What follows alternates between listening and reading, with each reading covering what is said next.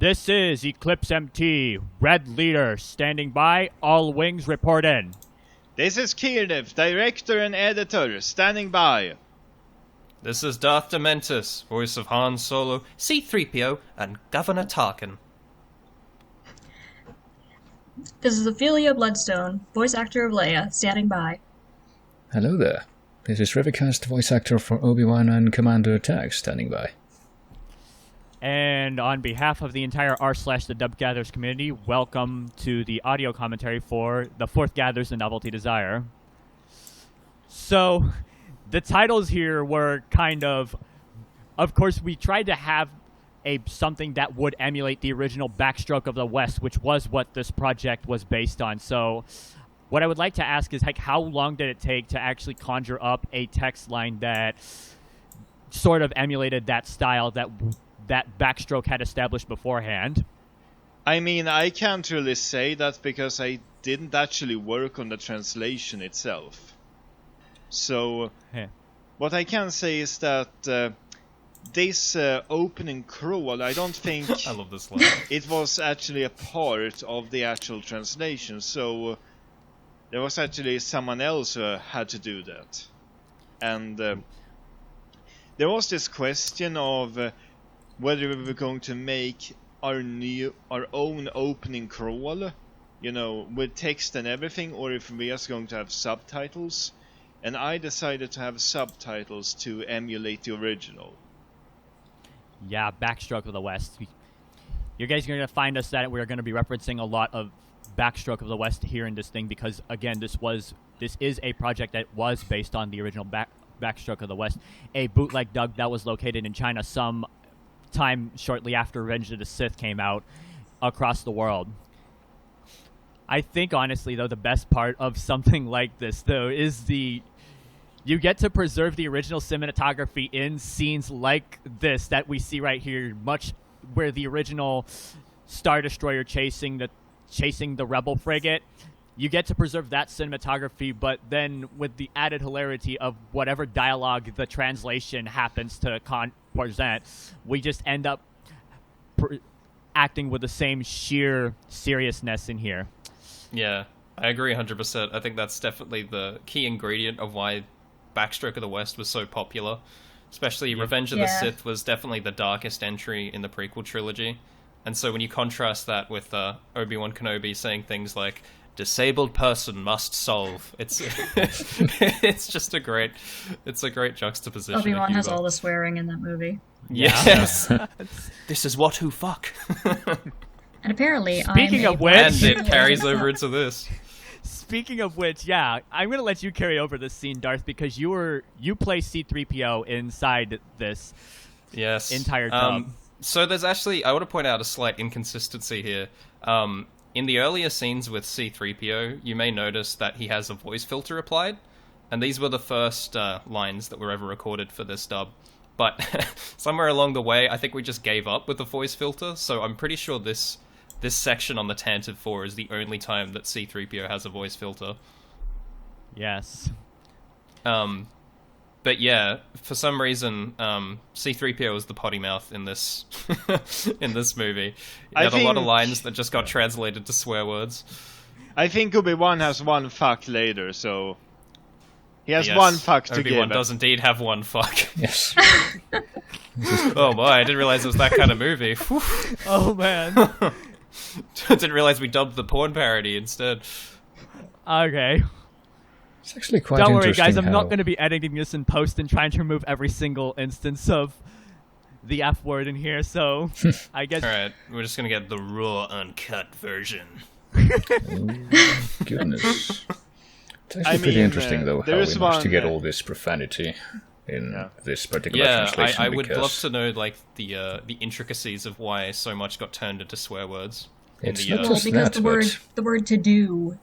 Yeah. The word to do or to make is also. I see. Yeah, and that has to do with something that I wanted to Chinese mention quirks. as well. Yeah, because They've I'm mentioned not it sure several exactly times. how.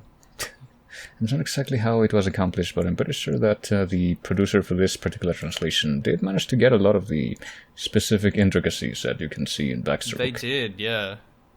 I think part of it was due to machine editing too. Like it was the translations for both Backstroke and this were machine edited, but I think what happened sometime in Backstroke's production, what's led to some of the more nonsensical parts, like kill these two Republic's bodyguard, if you guys remember, was was that some guy who was actually they actually basically had at least to some extent an actual writer on the film, and he was the one who I had a feeling.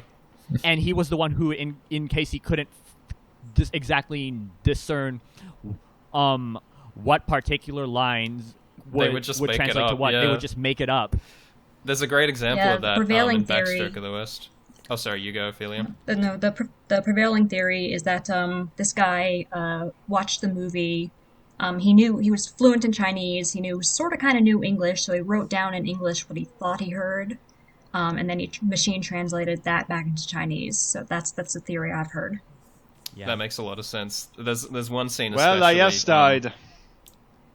Yes, you did.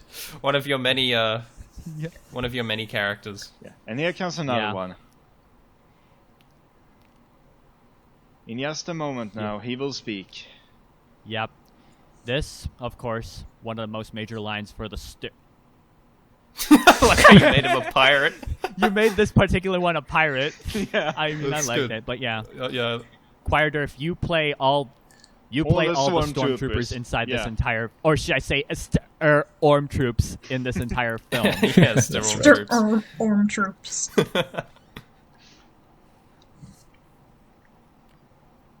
I can definitely hear the lack of voice filter in this scene. Oh no, this is one of the scenes that has the voice filter. I just hope nobody would notice. Yep. Another thing too with the dramatic action as well. The John Williams music, like the lovely romantic lush score over this nonsense dialogue as well. That's an effective contrast too. Yeah, it's very Silent JR, I think. Silent JR, who isn't with us today, I think he was the one who did the hold your fire thing, if I remember correctly. I don't think it was him, actually. Yeah. I don't remember. Yeah. And here's your major scene, Ophelia. You can take us through. Yeah, here we get into the ordeals of line length versus actual line length. Yeah. So here it's fine, but eventually my lines get too short for my mouth. Yep, there's lip lock right there. Yeah, you can see it a bit there. I think we all tried had that to problem. record. Yeah, I tried to record slower. I tried to record a few takes slower. Like I am the Imperial Senate, but that did not work. It's hard to sync it up like that. You know, you just have to do your best. Yeah, it's definitely an interesting creative challenge. I think each of us had at least one line which suffered through lip lock. Oh, I had so many lines. So I don't know what you guys did for your recording process, but I'll ask you to explain it after this. But to begin with, what I did is I would just read from the script, and I try and rely on my knowledge of the original context for the lines in the movie to try and inform my performance, and I would try to match it as close to the original as possible. However, for episode 5, I realized that approach wasn't working very well. Like, there are a lot of lines that were just delivered really strangely in context. So what I started doing is I started getting Quirderph to send me the footage undubbed with just the subtitles, and then I'd try and stop and record over the footage directly so I'd be able to match it a bit better. But what did you guys end up doing? Well, I basically I watched the movie clip. When I was doing a scene, I would watch the clip, I would watch my line in English, and then record it, try and imitate what I heard as many times as I could, as best I could. I always did a number of takes, and that was how it yeah. Yeah, I would pretty much do something similar. I would watch the original version of that scene from the Backstroke movie, and I would try to grab the corresponding line and sort of match it up to the sound and the length of the original line as best I could, but I don't recall any particular instances in which lip lock was necessarily a problem, but I can definitely see how that could be an issue. But I don't recall any particular instances in my case. That's what I mean. Unfortunately, most of my characters don't have faces. Fortunately for lucky. you, yeah, you are very lucky. You get the. Actually, yeah, that's one good thing about C-3PO. He Yeah. doesn't have lips, so you can really improvise and play with his lines. Yeah, I think it definitely whereas you don't have lips, so I think the pressure's on you, especially on scenes like this where you basically have to be spot on with the delivery and like, okay, so would he be actually shouting in this scene or would he not be shouting on the scene because I think much of what C-3PO did in the original movie was largely through body language and stuff like that. Yeah, for sure. And you really have to match that. Not as precisely as lips, but it's still there. I love this translation. Yeah, I'm thinking about the implications here. I mean, do these sand crawlers reproduce in any way? How the hell does that work? Maybe the pathetic people are their children. The pathetic people. Oh yeah, the pathetic people. Oh the yeah, the wow pathetic people. Right, because the pathetic people live on this planet right here that we are on. I don't remember what we called this planet here, but yeah. Oh yeah, so I don't know. If I mean, it doesn't have a name in the movie. Tatooine is never mentioned in this film. Wow. I think the prequel translations make it Africa or something. It was shot in Africa, I will say that much. I mean, they shot this the is homestead Africa. in Tunisia in the original. Naboo is South Korea. Oh, it's Tunisia in Africa. Ah, okay, that makes sense. Yeah, and Yavin 4 is just Earth. Damn it. You ruined the magic for me. Yep. And the Death Star is a station wagon. Yep. Yeah. Most powerful car ever. There's one line. There's one line later. I remember we were discussing whether we wanted to add our own editing to it. So usually the approach that we take for this is we're quite faithful to the original film, and the only thing we change is the voiceover. But there was one line later on concerning the Death Star, and it was something along the lines of "speed up the offensive music." I think it was in the Rebel Assault, and I remember there was discussion at one point of actually like having I remember having blaring from the X-wings in the background. With the F-bombs and yeah. Yep. Which would have been fun, but I can appreciate the authentic approach. Yep. I considered adding the song "Your Wagon Is on Fire." Oh man. I would have at least liked to have seen that scene edited just for the sake of it. I mean, I don't think it would have worked. Too. So. This was like way in 2017, so like very early in the thing. So many moons ago. I remember reading the shooting script, but back when I was just some random bystander on Reddit who happened to conjure up this dub, and then finding that very line, like speed up the offensive music, and then below it is like my headcanon is that this was they're playing that same track I think that Quirderph just said and stuff like that. So did you write the original captions for the images of the DubGathers? Well, I didn't write the captions, no, but I wrote a script. You know, Knife of Pi. No, I was talking. Oh yeah, Knife of Pi. That's right. Yeah. I think Knife of Pi did, but he's not with us today, and I don't think he's ever involved with this community at all nowadays. Yeah, that's a pity. He kind of dropped out near the beginning. It's too bad. I actually wanted him to come on board for this commentary too. So. But he said that he didn't have much to contribute or something like that. Well, he just came up, so I disagree. Yeah, I mean, could have used his input. He did plenty. I mean, to be fair, I think what we could, honestly, if we had his Discord, we could do the traditional phone him at a moment's notice sort of thing and say, "Hey, like, how did you actually conjure up this sort of trans?" There's a lot of commentaries that do that too. I think Inside Out did the phone-in trick, and then Monsters Inc. did the phone-in trick too. That's great. They phoned in various other staff members in the studio, and they're like, "Hey, how did you guys do this?" That line right there. Does anyone have any idea what the hell Neoda means? I don't. Is that even a word? It's a new Yoda. Yeah. Yeah. My brain immediately goes to Yoda too. Yeah. Oh god, look at that Imperial shuttle in the background. Is that a special edition? That looks terrible. Yeah, it is. Ugh. The I've lizards never noticed are that. special I've seen the editions too. Dewbacks. But yeah, I just keep finding new things to hate about the special edition every time I watch it. Obviously, green screen dewbacks. Yeah. Yeah. PS1 graphic Trains.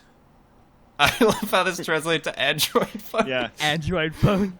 And That is not an as I Android mentioned phone. already on the blooper reel, that line was actually recorded on an Android phone. That's right. Yeah, I remember that. Motorola's I Android phones are remember. named droids, I say that much. I remember I had to get a They actually licensed fancy, the like, term from, expensive mic for this. Lucasfilm. Here we go again. Oh, no. Just can't help himself. I had to get a C-3PO was fancy. a... Oh, I had sorry, to you get go. Sorry, I had to get a fancy, expensive microphone for this, and like I didn't even know if I was going to get the part. I was just auditioning, but I'm like, birthday present to myself. Hey, Birthday present to I mean- myself. I got my setup, I think, on long after I had initially recorded my line, so I can say that much.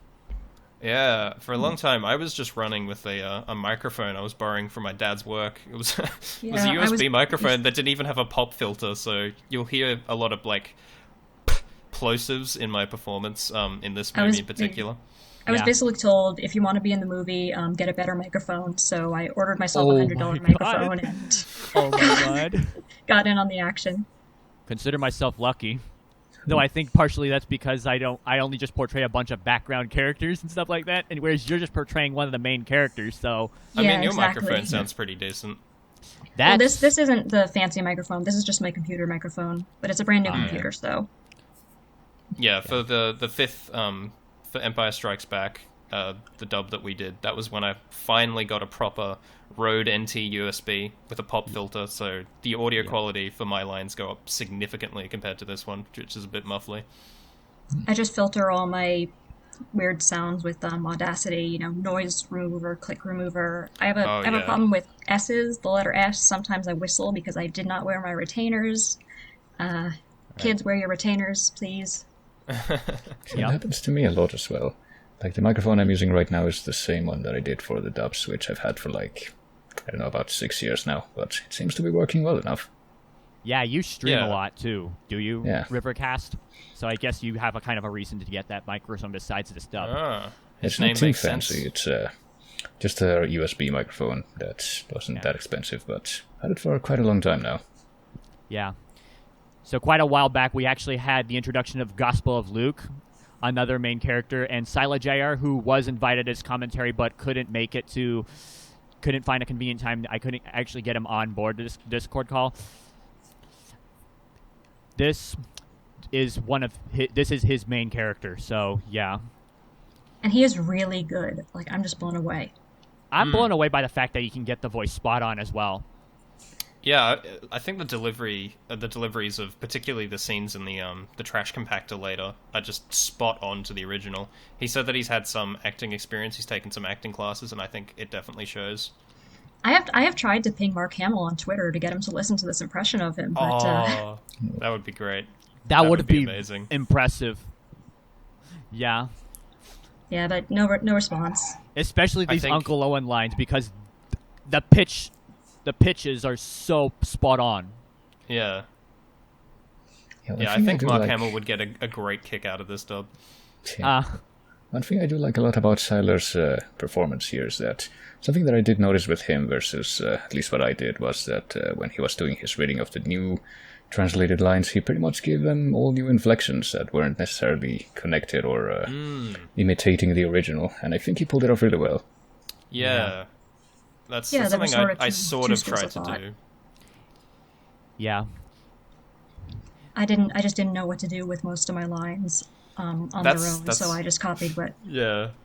That's the challenge with this, is that sometimes you get lines, well, I say sometimes, most of the time you get a line where you're like, how is any human supposed to say this? Like, you almost have to pretend that you're saying something that makes sense and then use that inflection instead. Because if And you then actually try to, like, work in the dialogue, it would sound ridiculous.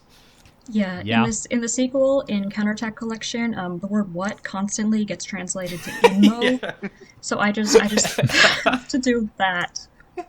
I'm Yeah, the still trying counterattack to collection's good. figure out what INMO stands for. Do you have any Oh, ideas? that makes so much sense. Yeah. I mean, Goodness. Maybe it's I've like the seen- Galactic YMCA. Yeah. Yes. Yes. Inmo. I like that little This yes. is you my just put to wife the end. R2D2. Yeah. Yes. The lore, Yes. the lore deepens.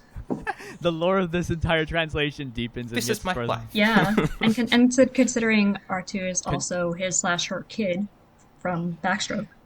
Oh god. Yeah, I don't like Hey, those remember implications. C3PO was confirmed the Fembot too. Remember? Oh yeah. Is my wife as an offhand comment of what the senator says? That's yeah, 3PO right. is female. I can say Blow the the skin original is my Yoda wife. female, but not this one. So C3PO and R2D2 are a lesbian couple in the DubGathers. I Apparently. can see It that. makes sense. Except R2 is also the Sith Lord. Oh yes, of course. Yes, the ratio tile comes back. And this is actually the message we hear later repeated, after itself. On Yeah, and this on. was this speech that plays later is the first thing I recorded, I think. Oh, cool. Oh, so you just basically use that same take. They just truncated it at the end. That's consistency. Yeah, I mean, Yeah, that's true. That's what they did in the original, huh? and it's supposed to be the same take, so why not? And Yeah, also, exactly. Yeah, exactly. and also, she is very sex appeal too. So, even more evidence of how mangled this dub can get. Yeah. I love that's the pretty way much what that he Silent said. Jr. That's Yeah, pretty it's much true. what he said. It's a more honest version of the original line. But I love the way Silent Jr. says it's like, she is very sex appeal. He's so happy-go-lucky, it's great. Perfect for Luke. He has the best lines. He does. Oh my god. Oh yeah, in the blooper reel where he couldn't stay with a straight face. Boy, I hope they have a package. Oh my god. Well, you I know, haven't even Luke's seen upset that because he blooper doesn't have a reel way package. long. Because he's a girl. He was a girl the whole time, that's why he doesn't have a package. Oh my god, everyone's a girl in this. This is so progressive. Except me. Yeah, Leia's the only man. Her change will come upon her soon enough. She'll know it when she feels it. Leia, the only man who also happens to be the No ex. click whenever the no click whenever the hologram fades, which is unfortunate.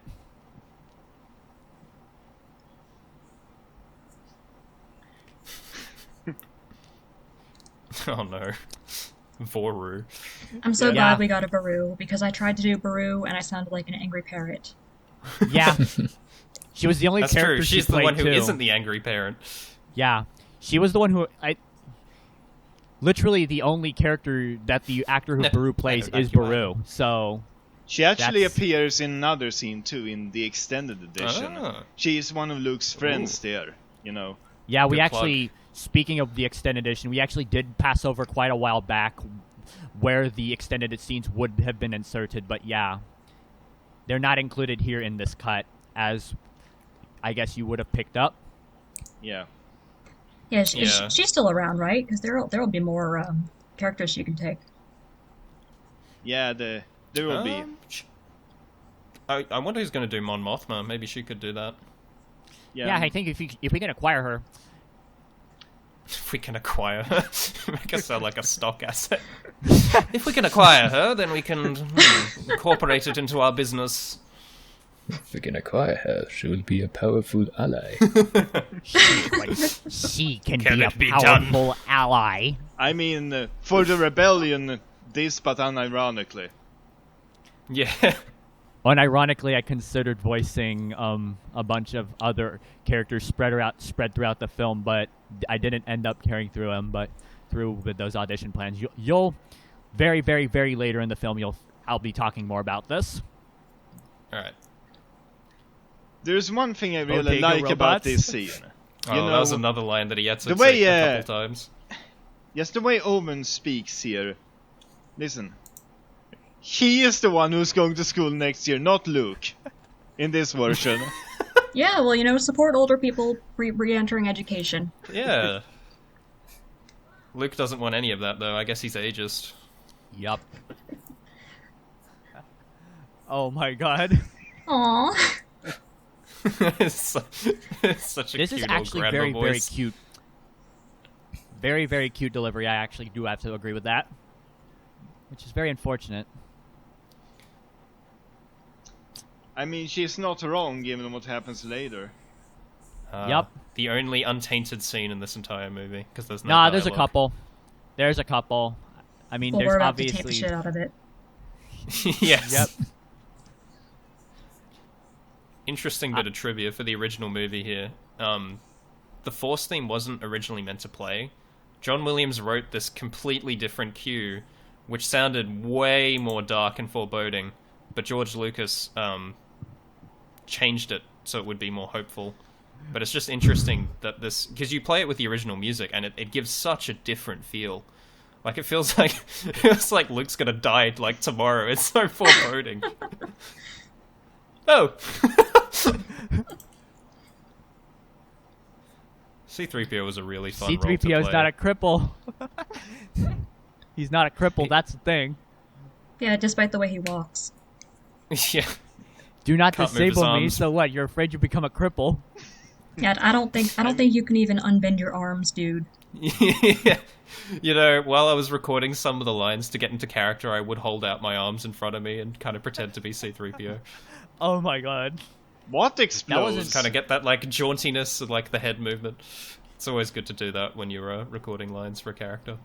Yeah, I should get like Leia earmuffs to record with. You should Imagine 100% do imagine adding the servo motor sounds in post. that. I know, I'll just make them with my mouth.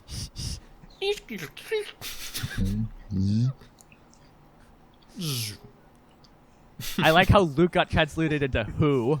Yeah. And I love the carrying religious metaphors from Backstroke of the West by him being called the Gospel of Luke. Yeah. Because in Backstroke of the West, the Jedi Council was called the Presbyterian Church. Yeah. And Anakin was called Alagol. Yep. Amazing. Except they were remember. also implied to be Jewish because they said our faith does not believe in a certain person. Oh, our faith is in our religion, but is not to believe in a certain person he wants to make an effort long hours occupy. And then later on, in the later movies, the Jedi temples are called mosques or something apparently. So they're all three Abrahamic Presbyterian Yeah, religions. they're very, And very a mafia. multicultural. I think Don't it's say I mean, Mafia. they always said One- the Jedi was a synthesis of many different religions. I guess the dub just takes that a bit more literally. I mean, I'm raised Catholic, so... I'm raised Catholic, so I guess I can definitely appreciate something like that. We will not abnormal this. I'm raised Jewish, so I'm always happy to see more space Jews. I've heard the Jedi been called space Buddhists, so...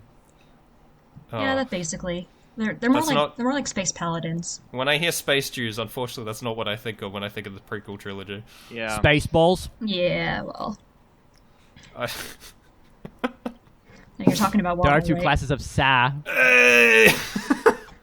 I'm racially insensitive. Darth? You got the space Japanese as well. Yeah, I don't know what all Lucas the was thinking. Japanese are Okay, don't Chinese shoot the words. messenger. Darth? All the crazy words I've had to record for counterattack. Oh yeah, watching. that's right. Just I don't know what any of these words mean. I don't know how they're said. I'm just like he chi mi cho logo. Yes. Han Solo got a lot of those lines, and I think it actually fits his character well that he doesn't pronounce them at all. Like they're so off. It sounds like an American trying to do like an accent. Yeah. I mean- the collection script is like really Ichichiwo. like casting a case apart because it's not just those weird words like loan words from East Asian stuff, but also like there are a lot of instances in which it's just one word repeated like 20 times, and I'm like, how are you gonna fit that into the dub? Oh my god, yeah. Yeah. That happened a lot in the 5th script. You'll see what I do with it. We had just passed another mangled special edition change, but at Oh, the I same completely time... slept on that. Yeah, Yeah. the animal call. But speaking of which, we have Ratio Tile coming into frame right now too. So, hello there, Rivercast. Everybody is good. Yeah, Rivercast, who is with us right now, he plays Ratio Tile. I do. This was an interesting thing to start out with, because I do remember, I'm pretty sure I did start out with Obi-Wan's earliest lines versus anything that came afterwards, and of course at this point, like I mentioned, I was pretty much just trying to imitate the cadence of the original as much as possible, but I think that also did result in a few humorous moments just in these first couple of scenes that I have trying to... I even like, because even hearing you right now, the fact that your normal voice seemingly sounds a lot Yeah, like it's a good Alec fit. Guinness's. It's definitely a good fit. I can definitely praise the casting. I'm going to be Yeah, honest. definitely. I was. You know, And it honestly makes sense too Rivercast because wasn't Owen even my McGregor. first choice. It honestly makes sense too because of the casting difference between Owen McGregor and Alec Guinness between the two trilogies. Yeah. Mm. But, you know, Rivercast wasn't the first choice for this, actually. Oh my god! Wow. Yeah, there was another guy who was basically set to record the role, but then he dropped out for some reason, and I went to Rivercast. Yeah, That's Yeah. quite... I remember even auditioning for this. God, I auditioned for friggin' everyone. I'm so terrible. I got 3 characters to myself. I'm such a hog. And I had to fight for the one. I actually wasn't the original cast as Leia. There was someone better, but she disappeared. There was another cat. I think there was also Reach the West was also cast as someone else for the earlier portions of the film as well. Well, Yeah, there was a long audition process for that. You know, the thing about There was Reach the West that is so But then, so strange is that I actually have 3 complete recordings by different actors of all of his lines. Yeah. and it then was out pretty- of nowhere, Tom Schalk, who plays Reach the West and had played Reach the West in the original Backstroke, shows up and then renders all of those basically null and void. Yeah. Oh, well. It was a fun journey. That was another thing I was auditioned for. That was yet You another thing auditioned that I for also you tried to auditioned for audition Reaching for, the I believe. West of Reaches. I certainly did, yeah. Nice. I even got an audio engineer to help me with the effects for one of my auditions. Oh my god. So Ratio I don't think Tile's I could've father didn't done- fight in the war. I don't think I could have done 2 characters or 3 characters or 10, 20, however many some of you do. You can fight in the Clone Wars. I mean, It he helps can. when the characters are very different ranges. It's much easier to disguise your voice, but if you get 2 similar ones, then yeah, it is a bit more noticeable. I mean, not Yeah. everyone's a Sean Shamel, I can say that much. Not everyone's like a Yes, Sean Sean Shamel Schimmel. or a however many man of thousand voices sorts of voice actor. But yeah, Sean Shamel's the Yeah, only there's one kind I of can 2 schools of exactly name. thoughts in voice acting. I've noticed you stick with your natural voice and you get really comfortable with that, or you kind of you go for variety and you just have quite a lot of range, and so you're able to play many different characters, and that helps disguise your voice because you're used to. I can't act in my regular voice. I'm so used to like putting on accents and other voices that it feels really unnatural to me. So I guess that's maybe That's why the I have opposite of me. I'm used to acting just as myself or as my voice, like on Yeah. a stage or with a camera. So I have no verbal range. Like I can't do an accent or a different voice. Like, Yeah. but I think- got pretty lucky with this because I basically got the role of my dreams because there are no girls on the internet. Wait, that means that you can't be a girl either. Damn it. Well, I'm We're fools. non-binary. Oh, well, that makes sense. I guess that's Jim's binary. I speak that language. No, I'm non-binary, so I don't know what the numbers 1 and 0 no, mean. that is simply not acceptable. There's no such thing as non-binary. There is only 2, binary. 2, 3. Only a Sith deals in absolutes. That is an absolute itself. Shut up, Anakin. Shut up, Anakin. My logic is better than yours. Yeah, speaking of the Man of Thousand Voices thing, I've been trying to like deal with like I saw this one clip quite recently, and of like some guy performing like hundreds of accents or something or other like that, and then like I was like, okay, I legitimately want to meet an accent coach to be able to emulate accents to accurate regard. Yeah, I'm curious because I've always I got interested in like imitating voices from a youngish age, and it's always come kind of intuitively to me. Like I don't really think about what I do. I just listen to the voice a bunch of times, and then my mouth somehow like fits into the right shape. So when it comes to like actually like consciously being aware of the different ways that you'd like control your voice, that would be interesting. Although I have a feeling I wouldn't be able to do it. I'd like to imitate accents across the pond to like pristine accuracy to where I can get roles on those, because I mean, like it or not, there's a lot of American characters, or at least characters they can imply are American in nationality, that get casted by British voice actors, and then you just hear them on film and they sound like this, but then you hear them on the interviews and stuff like that, and then they all have those very characteristic British You'll notice tilts. that with Australian actors as well. We almost constantly play American roles. I don't know why, but almost every Australian actor never uses their natural accent. And look at me. I'm doing the exact same thing. Finding Nemo was a gold mine for you guys, I bet. Lots of Australian accents like that. What was there Australian accents? Oh yeah, there were. That's right. Yeah, because the film was partially set in Sydney. That's right. Yeah, it's been a while since I've seen that movie. It is nice when and the sharks were also Sydney Australian. There was also Pacific Rim 2 where they blow up the Sydney Opera House. That was pretty cool. Yeah. Dolphins, yeah, they think they're so cute.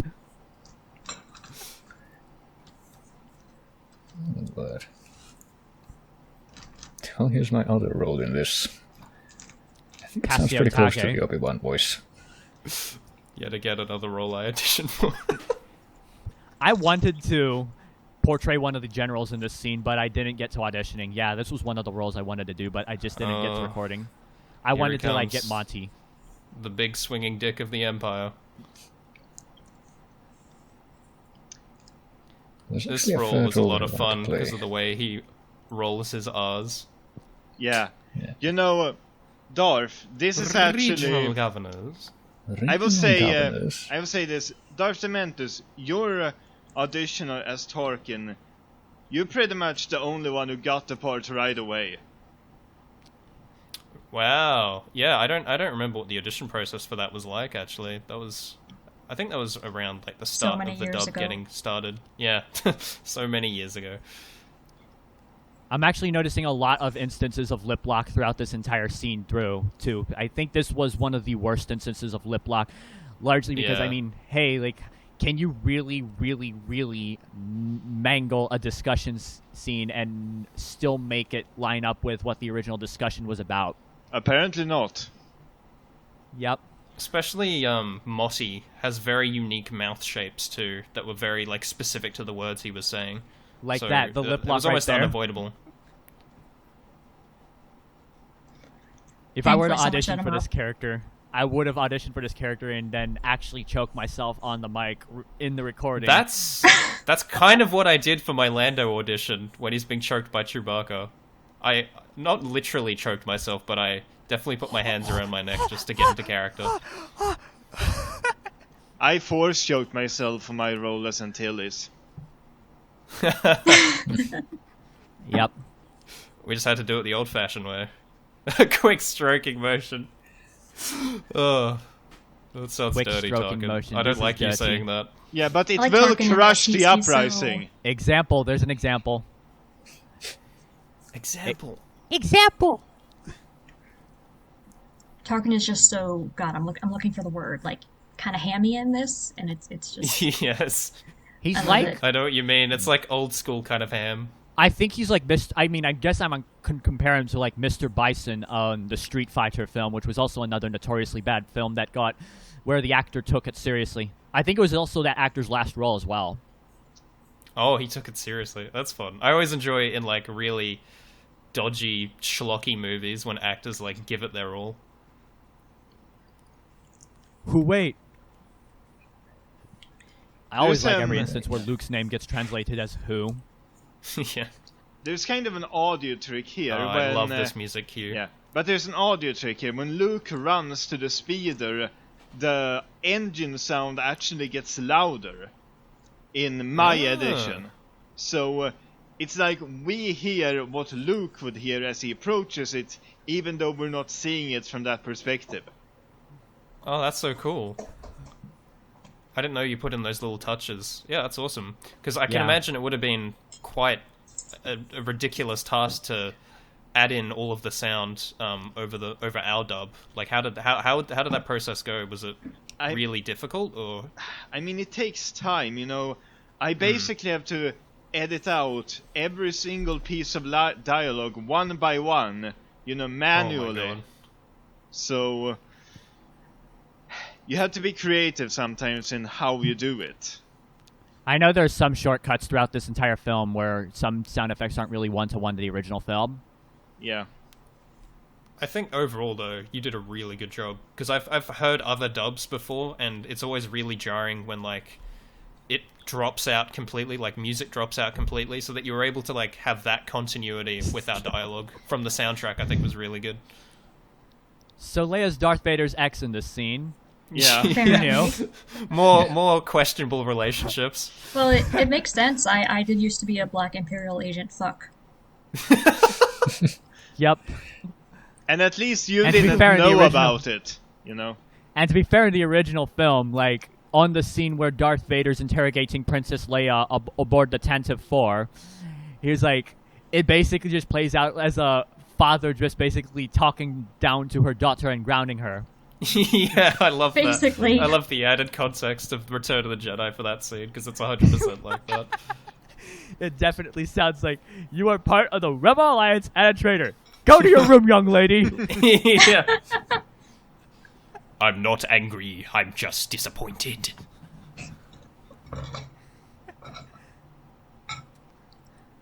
With Alderaan. With Alderaan, yeah. Want to learn how to power. And then we get the hopeless situation callback. Yeah, the Hopeless Like- Situation Warriors, you can find that they're a very powerful organization in this universe. Or, like, I should say were. It's one of my favorite translations, and I'm curious if in the original Backstroke of the West translation, it was one that was done by hand, by that original translator, because he recognized that the Jedi were in kind of a hopeless situation in the prequels, and he was like, And the characters mean hopeless situation, literally, so... That would be Yeah. kind of cool, but I think the characters that make up the words "hopeless situation" have been compared to the word Jedi. Chueda. oh, Sweaty. I see. So it's just a happy coincidence. Yeah. Also, yeah, ISS Mosschild Isley. Lost child easily, See, Obi-Wan's using such an advanced mind trick. He's saying that the stormtroopers don't need to see their ID. Not Obi-Wan's own ID, but their own ID. I like the idea that Obi-Wan is just trolling them and making them say, they cannot rob us, you do fuck. Yeah, it's making them say But whatever he I was wants. a Jedi. 100%. Ah, Plus C-3PO WoW people. showing his prejudice against the WoW people. Against the plus WoW people. Yeah. And the WoW... And, yep. The added WoW people live in Mos Eisley, whereas the plus WoW people just roam about the planet. Did you see R2-D2 there? He was like at a 45-degree angle trying to get out of the land speeder. Try your steps. Ah. I wonder what freighter pilots he could be talking about. Who knows? Yeah. Oh yeah, the comma. Leading makes commas them are stay common outside. throughout the subtitles. Yeah, it's always interesting whether to try and like incorporate the punctuation to your delivery or to just straight up say the punctuation. We're also coming in a very critical scene where this comes into play as well. So, yeah, naturally, Oh, yeah. Leading commas, leading semicolons, just any misplaced punctuation, and so on and so forth. Yeah, you'll find that's an instance of that. An instance of where the interpretation of these stray characters kind of comes into a huge level of play in this scene right here. It'll be coming out very shortly too. Because it's not just It's not just the English alphabet that we have to deal with in this script, that's for sure. There's that as Yeah. well. There's others.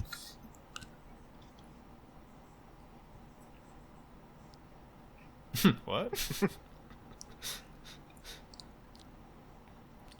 I mean, this scene, I'm not entirely happy with how the, music works in this. You can hear where it fades in and out, because the actual soundtrack sounds rather different from the version used in the film. You were using the 'Cause it studio was- recording too, right? Basically the studio recording of the cantina scene for these, just as the background music for this entire scene, whereas you're just basically going on, like, I guess, random sound effect sites to collect the ambiance for the scene, I presume, right? Yeah, if you pay attention, you can hear that the audience, or the audio in the background, it's mostly regular people talking, at a random bar. Yeah.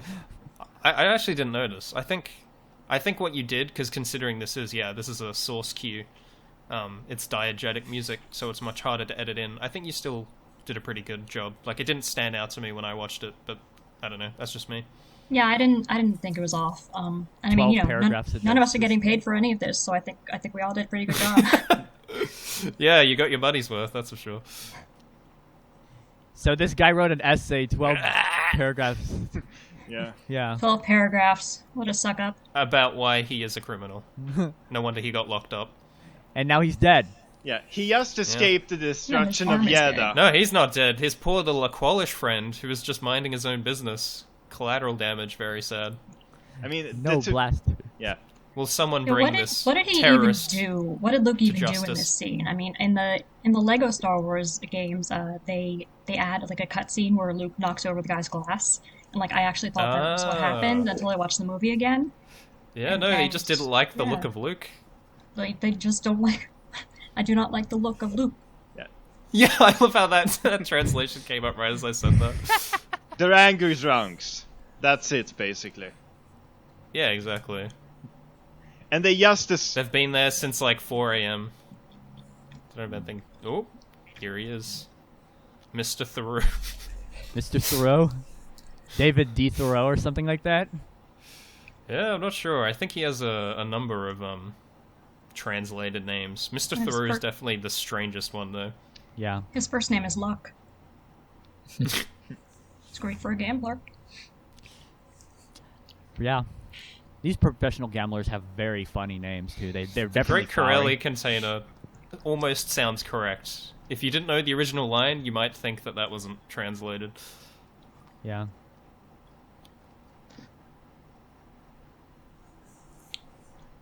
Yep. That I remember actually for makes that line, sense. I smiled like Han Solo did to deliver that line. Yep. A lot of the time, I'm talking out of the side of my mouth too, because I feel like that's kind of how Han talks. 1. 10,001. Did you hear that sound in the background? You know, there's some breaking glass or something before he says it. Oh no, I didn't. I think it's because the audio's too low on our end. And there's this. Yeah. This There's is the this. option where I actually do the reading of those characters, because I did make 2 recordings for that line, one in which it's the So- reading, and then Yeah, I there's know, I various prefer- Chinese characters. How Yeah, did you I figure prefer out? the various How Chinese did you figure characters out the more. proper pronunciation? Because that sounds pretty legit. I think we had an actual post in the in one of the 2 subreddits, or in both, where we were basically consulting to see if anybody knew, and I'm pretty sure that somebody did come out and say basically, hey, this is how you're supposed to pronounce these 5 characters, and I mean the last 3 of them, it's supposed to be like just Aldera and sounded out with Chinese characters, so 我名奧德蘭 Oh, I Alderan. see. Alderan. Interesting. That's cool. I like Yeah. that commitment to detail. So here's one of the major edits we did from compared to the original film is that we actually had Greedo voiced instead of just speaking in Huttese. Yeah. Yeah, there's this guy who wanted to voice Greedo, and I led him, and when he handed in the dialogue, I decided to use it. Yeah, Archie. Yeah, Yeah. Archie's his name. And he voices Yeah, a I lot like of side his- characters as well.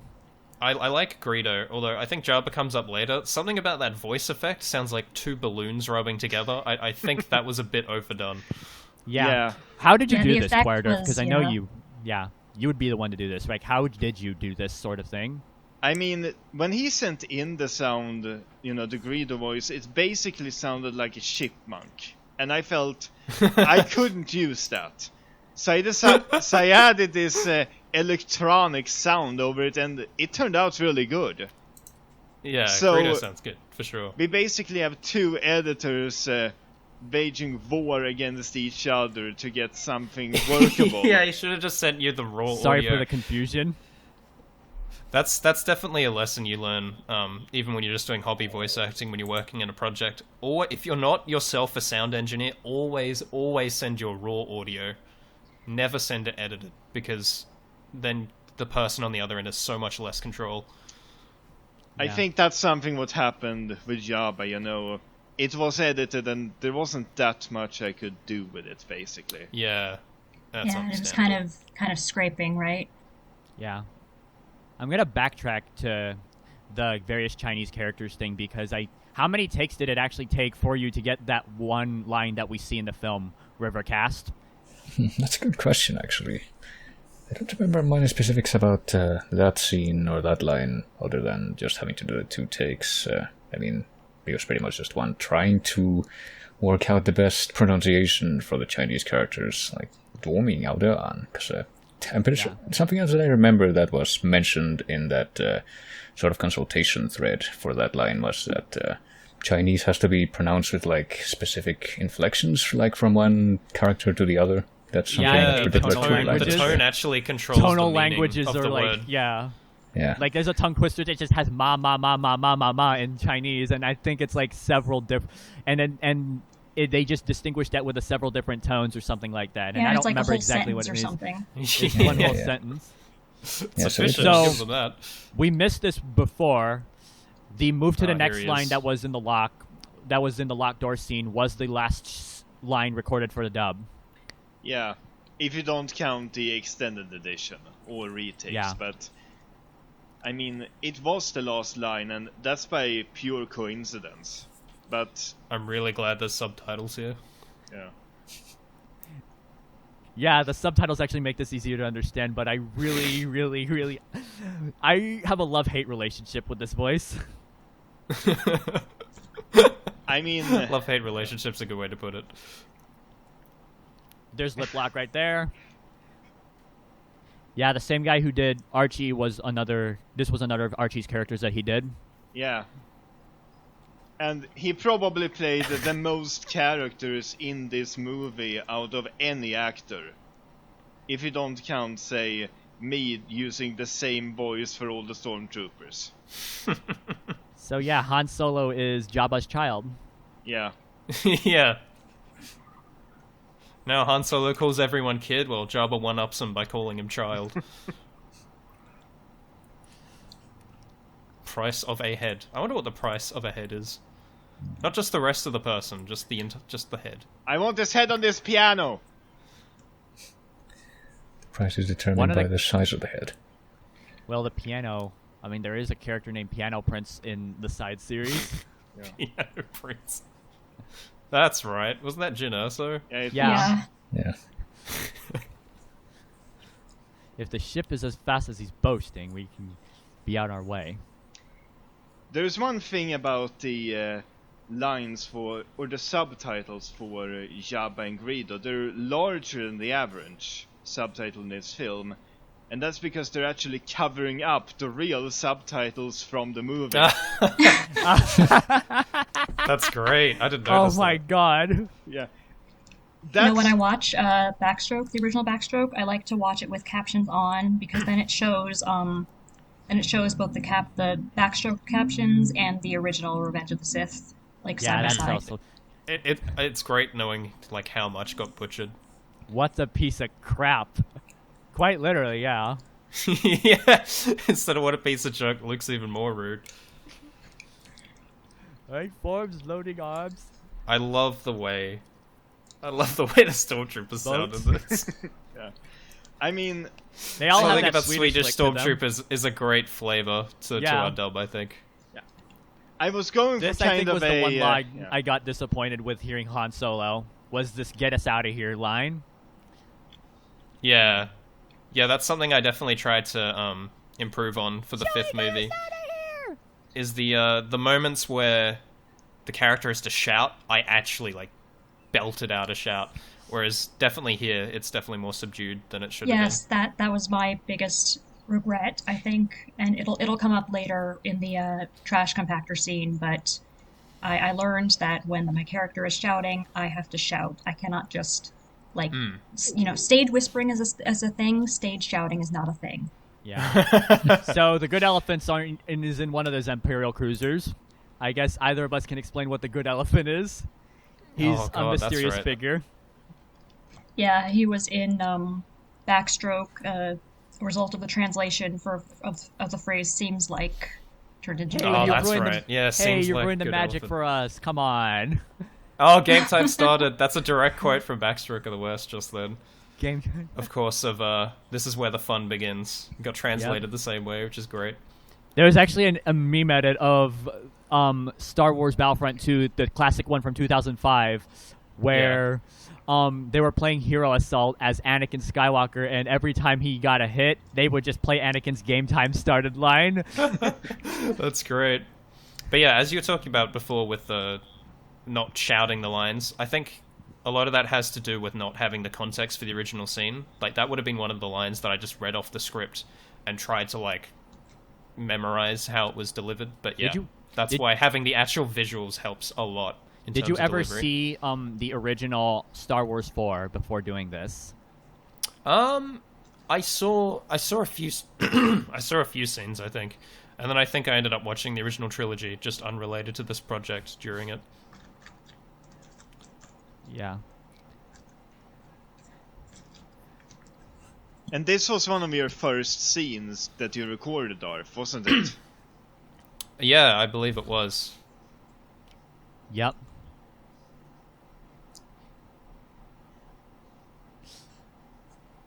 And it was one of my last. That's why it's so good. Quite ironic. It's the nature of voice acting. You should Yeah, record your lines out of you- sequence. This is the first time I've ever done a dub, full stop. And I'm sure for a lot of us, it's the first time we've ever done a dub. Yeah, this was So it also was my definitely first dub. interesting. This was also my first dub, so yeah. And even then, I've been unable to secure any dub outside of this project, even though there's a handful of stuff that I would have loved to do. Like, I mean, Yeah, granted, I've done a bit of hobby voice acting in the past like 4 years or whatever for like various like Skyrim mod projects and whatnot. Did they ever mention? Did you ever mention that you were in this particular project as some sort of like a resume patter or something like that? Have I tried to use this as a resume?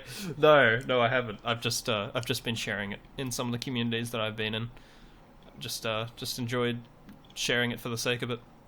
But I guess technically it would be a good resume thing, because not only are you having to deal with nonsense dialogue, but you're also having to match the original voice, and you're also meant to sound convincing at the same time. So it's actually quite challenging from a voice acting perspective.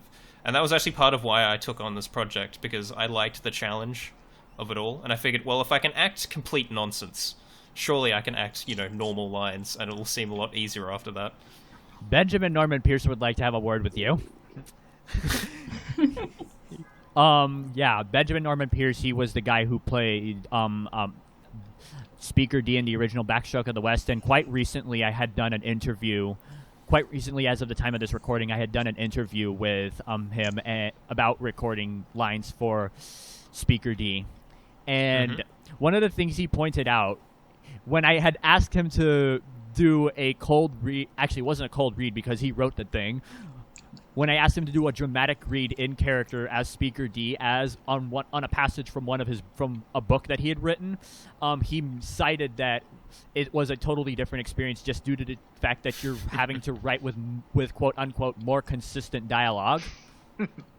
So I think there's actually some difference between the two fields to that extent. Yeah, I think so. I think there's some carryover, but I think you're right that the approach you take is definitely different compared to if you had a line that made sense. Part of it, I think, was the fact that it was kind of hastily set up too. Yep. Yeah, and I mean, I know when I'm saying a normal line, you know, I'm finding the emotion in it, but these gibberish lines, I don't know how they're supposed to feel. That's why you have to really rely on the original performance to have any semblance of an idea of like what inflections you need to put on.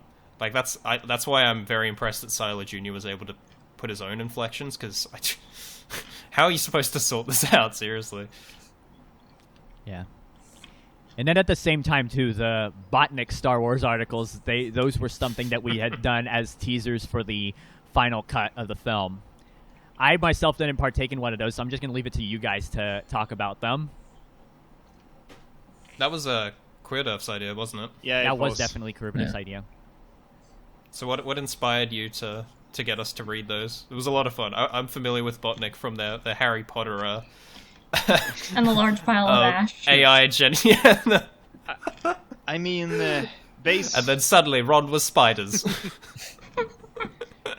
Yeah, it's just I read them. I thought they were funny, and I thought, you know, I have actors who can do Star Wars voices. I can get away with this. Yeah, it was good. It was a fun side project. I also really liked the one you did for the comic. Yeah. That the person drew of. Oh, the Empire Was it Strikes. like- Yeah. Yeah, I just watched that what he thought- recently.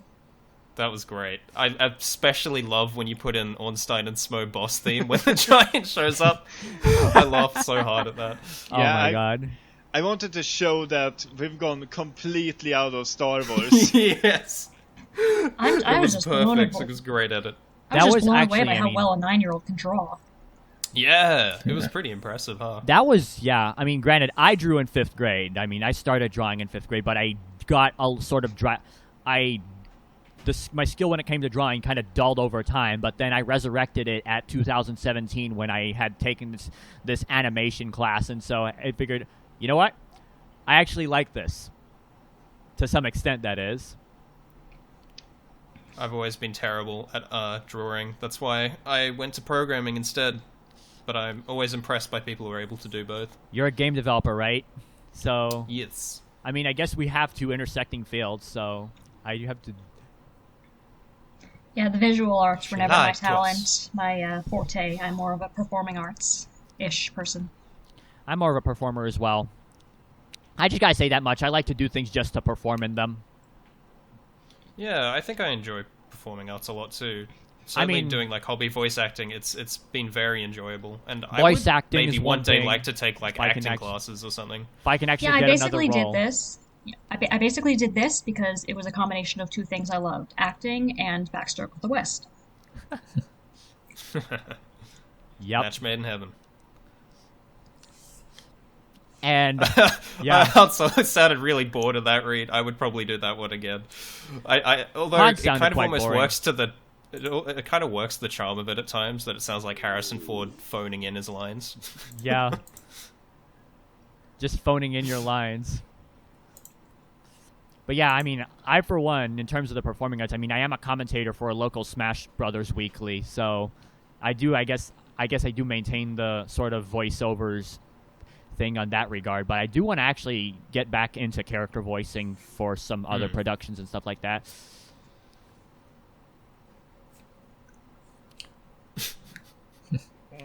Another weird delivery. There are a lot of those dialogue lines where it kind of trails off with like dots, and then it's just immediately a statement. And it's one of those things where you just kind of have to ignore the ellipses, otherwise the sentence makes no sense. Well, Yeah. makes less sense than it already does. That's the I have a bad feeling about this. I think this is really bad. Shoutouts to having Chewie no is sound. apparently locked. Shoutouts to having no sound effect for the tractor beam, by the way. Yeah. I mean, I'm trying to have more sound effects in the Counterattack collection, you know. That's good. We can learn from we can improve in the next one that we do. And it'll be interesting when we do the commentary for that, how the process changes. Yeah, everything's Yeah. improving. The translation, I mean, some of the lines here in this movie are just too accurate, and the counterattack Oh, yeah, collection I know what you mean. It does It's a better very, job. very unfortunate. I've heard that as a very bad criticism of this particular project was that too many of the lines were too accurate. Yeah, I had the Rivercast. And I think honestly, you know. I think honestly, for the future projects, we do actually have to have some guy writing and trying to. Okay, how would this line sound like if I didn't know what it actually meant, or how it actually would translate like into some other language? How would I substitute these More lines? authentic. Just kind of a more authentic feel. And you know, Rivercast, I had him redo the translation a bit. You know, I don't know, update it so for the sequel, so that it would be nonsensical enough. Yeah, because we were missing the. It was Knife of Pyrite who did actually provided the full script for this as well as doing the captions. Yeah, but he I didn't believe so. actually. Yeah, he didn't actually come back for the follow up to this, which is Counterattack Collection. So we did have to produce pretty much a completely new script for that. So Yeah, I mean, I'm not sure how that one fares as far as being close to the original. I think it's a lot better in that regard.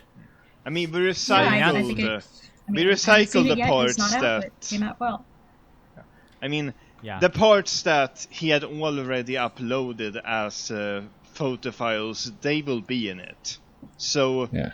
every official part of the Counterattack Collection, you know, will be in the final dub, but we have to fill in the blanks, so to speak, and they're pretty long blanks.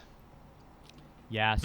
I think there's a fine balance too. You don't want it to be too gibberish, because I think with the humor and distortion, it's more funny if the original idea is like identifiable. Like if you know what it's being distorted from, then it's a lot funnier than if it's just, you know, complete nonsense with like no connection to anything. Yeah, So I think plus you've gotta- if it's just complete nonsense, there's a difference between complete nonsense and nonsense that sounds like it can actually mean something else. Which is Yeah, also fun. Like, agreed. just coming up with the Has lore its- around the backstory. Has its own universe. internal logic. Yeah, that's a big part of absurdist humor in general, I think. Yeah. That's one of the Like things that I it's a remember little liking pad the like a most dog. about. One of the things that I remember liking the most about like the specifics of the backstroke dub was that, or just the backstroke script, is that where Alagol comes from. Because I'm pretty sure someone broke it down at some point, and It it's was, basically yeah, it comes Ala from Jean. Anakin. Yeah, Ala Anakin Jean, becomes and the Ala Jean Jean, means and gold. then Jean is gold. So it turns But into then, of course, Alagol. later on, I see. inconsistently, he gets translated into the Peaceful is Willing to, which I think is honestly a funner name to say than Ala Gold is. That's right. That's One of his, I think, is that meant to be the chosen one? No, it's Peaceful is it's willing to. I think Anakin. it's just That's Anakin. before The that. guy just like translated it in chunks, I guess. I Yeah. do remember funny. that. That's Or one of the maybe there was things like that different Obi-Wan translators says a assigned to lot different in the end. scenes. He gets How's like that a guy And they doing didn't well? collaborate.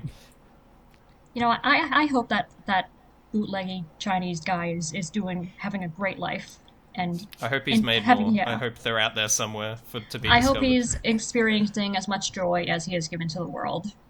Yes. Yes. Unfortunately. So Chewie has voice lines apparently, but we didn't go to recording them. No, Archie Yeah, I think it wanted was to a good record call. it actually at one point, but you know, he lost the actual audio and didn't really send it in. So and he didn't. I don't think he liked the way it sounded anyway. So we Yeah, kept in I silence. think it was better to just leave that unvoiced. I mean, I think we're better off. Yeah, I can agree with that. I mean, it's kind of funny to have subtitles for a character who only says "unfortunately" and "ugh." Yes. Yeah. Yes, it is. Yeah. S- It's actually really, really, really interesting to track the Peaceful is Willing to. Like, all the scenes I think that where they called Anakin the Peaceful is Willing to happen later in the film.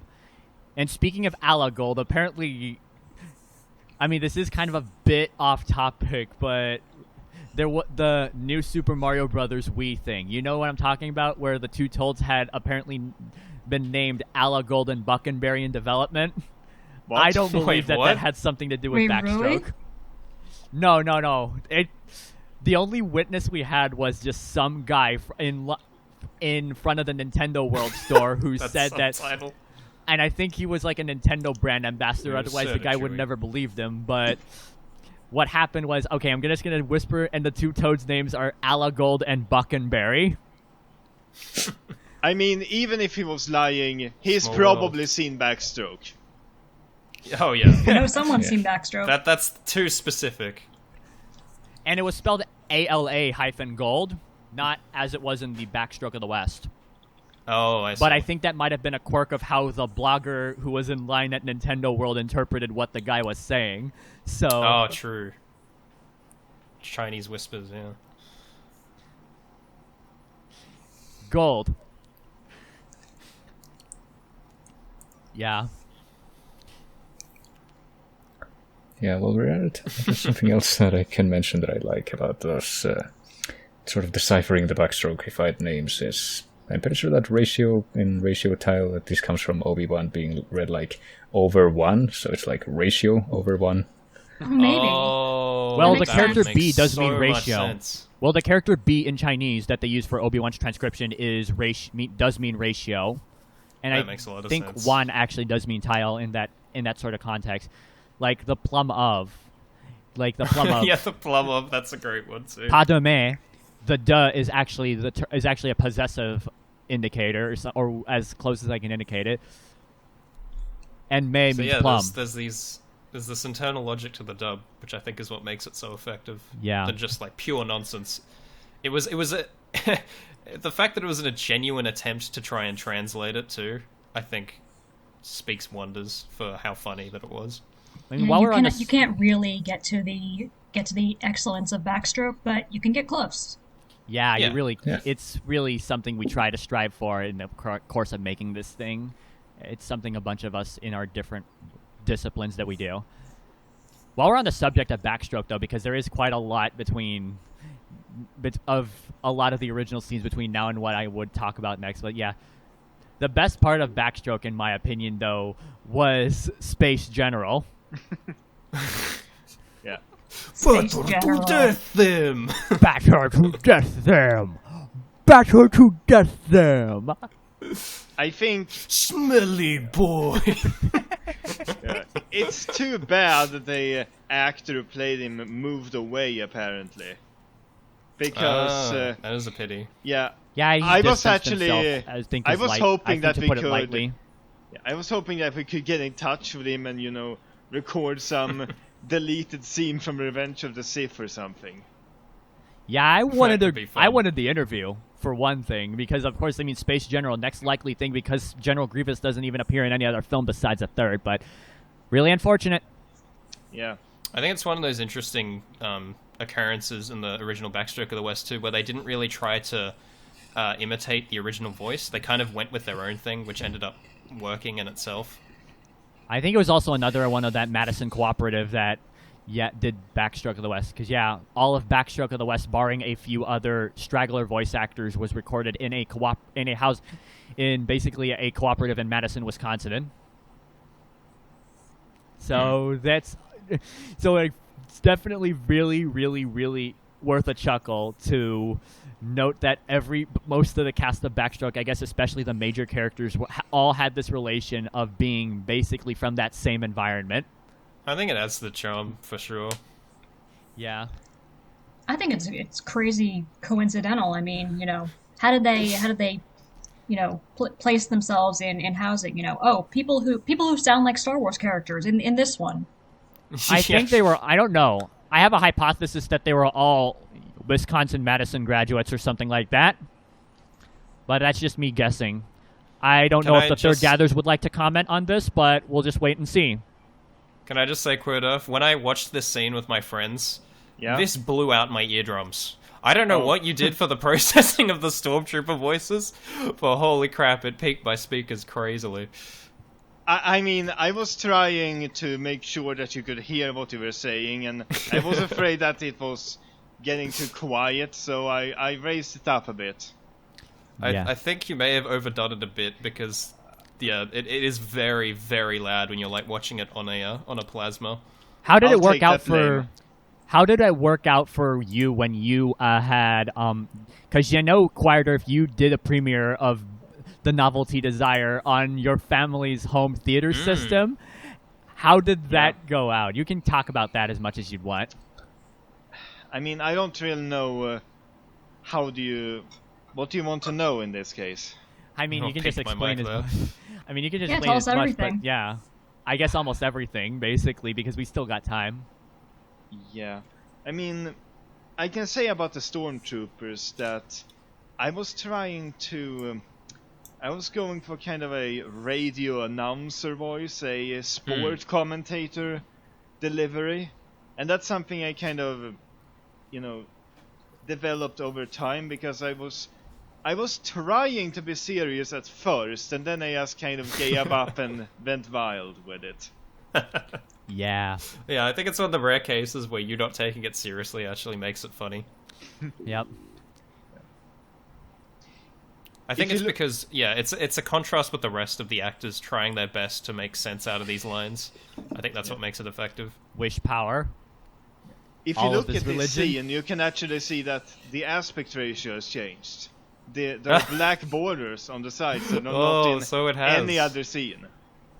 And that's because I couldn't find any better version of this scene, so I just scaled it down to the size of the others. Oh and I my hope God. nobody would notice. Anytime the ratio See. changes, it's ratio tile's fault. Yeah. I mean, Do that's not the help the only ratio time. tile. That's the only time it happens in the film. Yeah. Oh yeah, you're right. It's going back to normal 16:9. So how Seizure did you alert. assemble all the different footage? I mean, I didn't actually find a complete copy of the film, so I just downloaded clips from YouTube and the like and edited it together. That's why there are different scene transitions at times than in the original. Oh. So this is a Frankenstein monster of an edit. I think that actually adds to the charm a bit.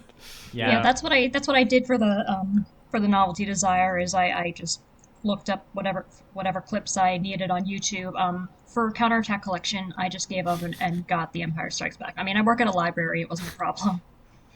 Yeah, now that Disney Plus is out, it has been very helpful for reference.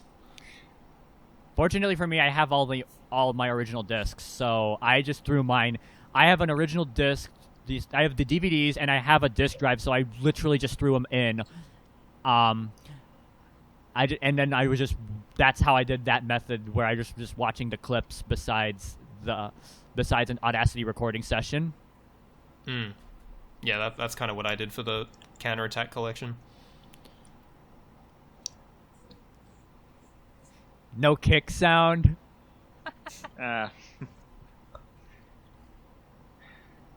It's a bit rushed at times, I admit.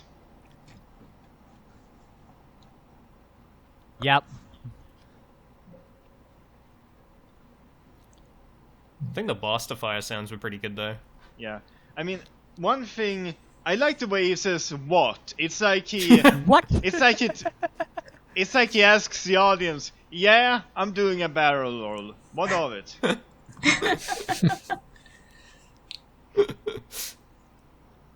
Yeah. Okay, and here's the scene I dread because I'm shouting and not shouting the whole time.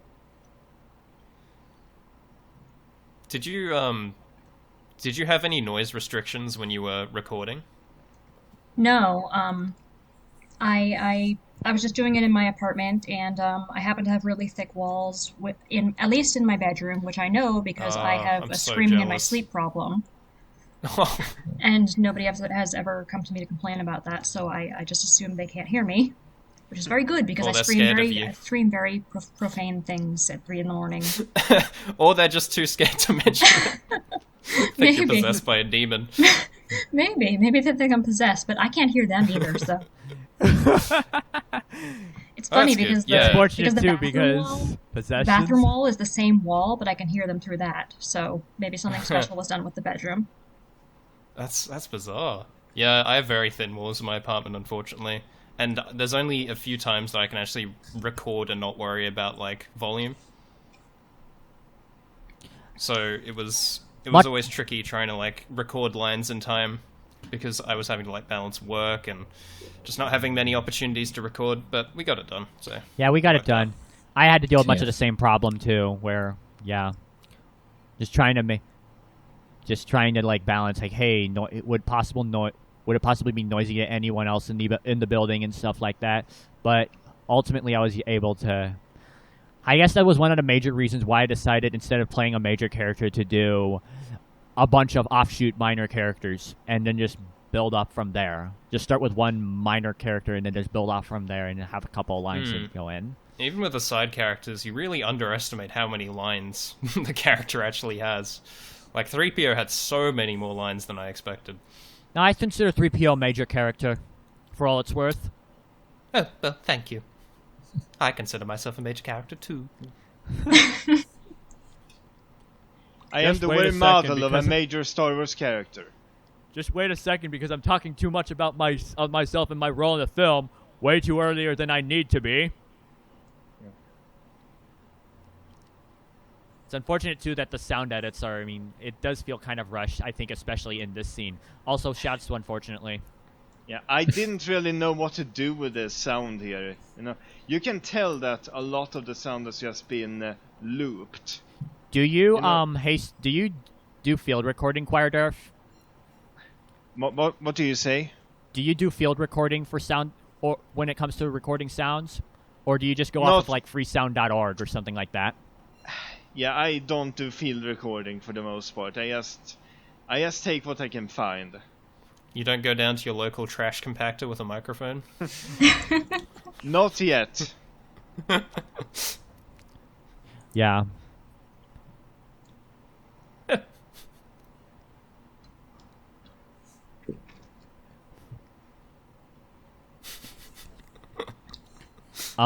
Yeah. I think what I like about the entirety of this Death Star sequence too is that we had a bunch of side characters that we could possibly cast a bunch of, I guess, other people in the subreddit as extras and turn it to an experience for those guys. Yeah, it was a cool community thing that we got to do. Yeah, I think that's a benefit of having something like that. I mean, I guess we all went together from stuff like just having a common love of Backstroke of the West, and then, hey, this project came along. The Chinese bootleg memes community, I think, also picked up a couple from them as well. And Yeah. Oh no, we're buffering. we have a buffer.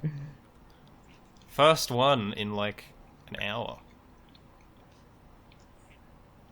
Yeah, we have a buffer. Oh, we're good. There we go. We're good.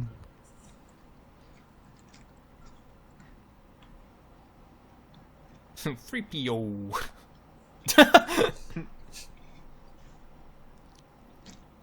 This is the horn I version. don't know why. This scene has a lot of sexual overtones. Yeah. Yep. I mean, And the then, yeah, acting you is have That- Natsu. There's that. questionable.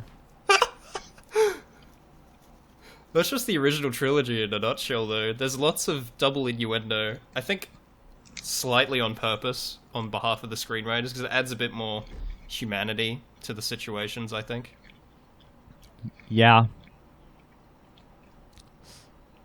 And it's something that's especially missing in the prequel trilogy and the sequel trilogy, I think. They feel weirdly sterile in comparison. A lot of the classic trilogy feels very analog in comparison to the prequels. Well, in some cases, yeah, literally.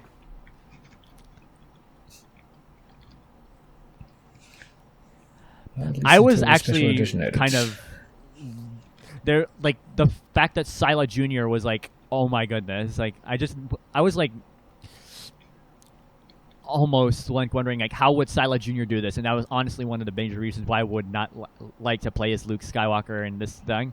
Yeah, Yeah, I'd love he's to know just so how he good. actually recorded that scene. And I think there was also an unsubtitled "We're all right" in that as well.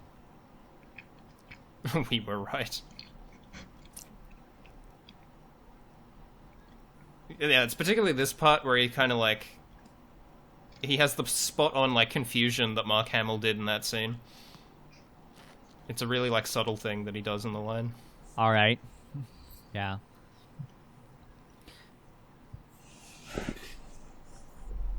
That robe looks really hard to walk in. I wonder if Alec Guinness ever tripped over trying to do this scene. Yeah, I mean, I wonder even, like, this is obviously not an OSHA-compliant environment, right? God, no. The Empire That's why they're the does bad not believe in guys. hand railings. I mean, it's a secret base. OSHA are not invited to begin with. The Occupational Safety and Health Administration. What I they find bought- funny in the Star Wars universe is how the Geneva Conventions don't seem to exist. Yeah. There's so many instances of war crimes, even in like shows like Star Wars Rebels. It's hilarious. Like, open firing on civilians. That's an obvious Yep. thing. Open firing Pretending on... to surrender and then killing your enemy after you've lulled them to a false sense of security. That happens in Backstroke too. Oh, it does, yeah. Oh, yeah, it does. Vanquish is. You surrendered. Surprise. Surprise! Surprise. Can we legitimately talk about, like, how Yoda was voiced as by a woman, or so it seemed to be in Backstroke of the West? It's bizarre. It's a Yeah, I real... just I have a assumed the character love-hate was- relationship. Yeah. I just assumed the character was made female. And honestly, I would literally I would want to get in touch with the original Yoda voice actor for Backstroke, and then have him or her perform, let's just say Admiral Akbar, and then we'll have another character with that ridiculous voice instead. As a callback? Yeah, that could be fun. Yeah. And then all It's the a trap. It's a then all the people on We the forums will be can't like, "Oh, repel Yoda turned into fire Akbar." of that magnitude.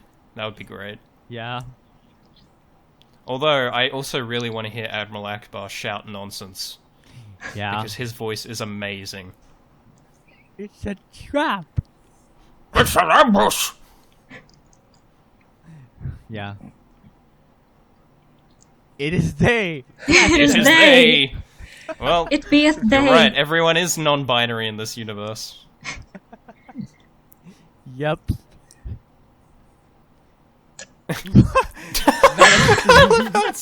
What? And then, of course, the original fades back in. He's screaming!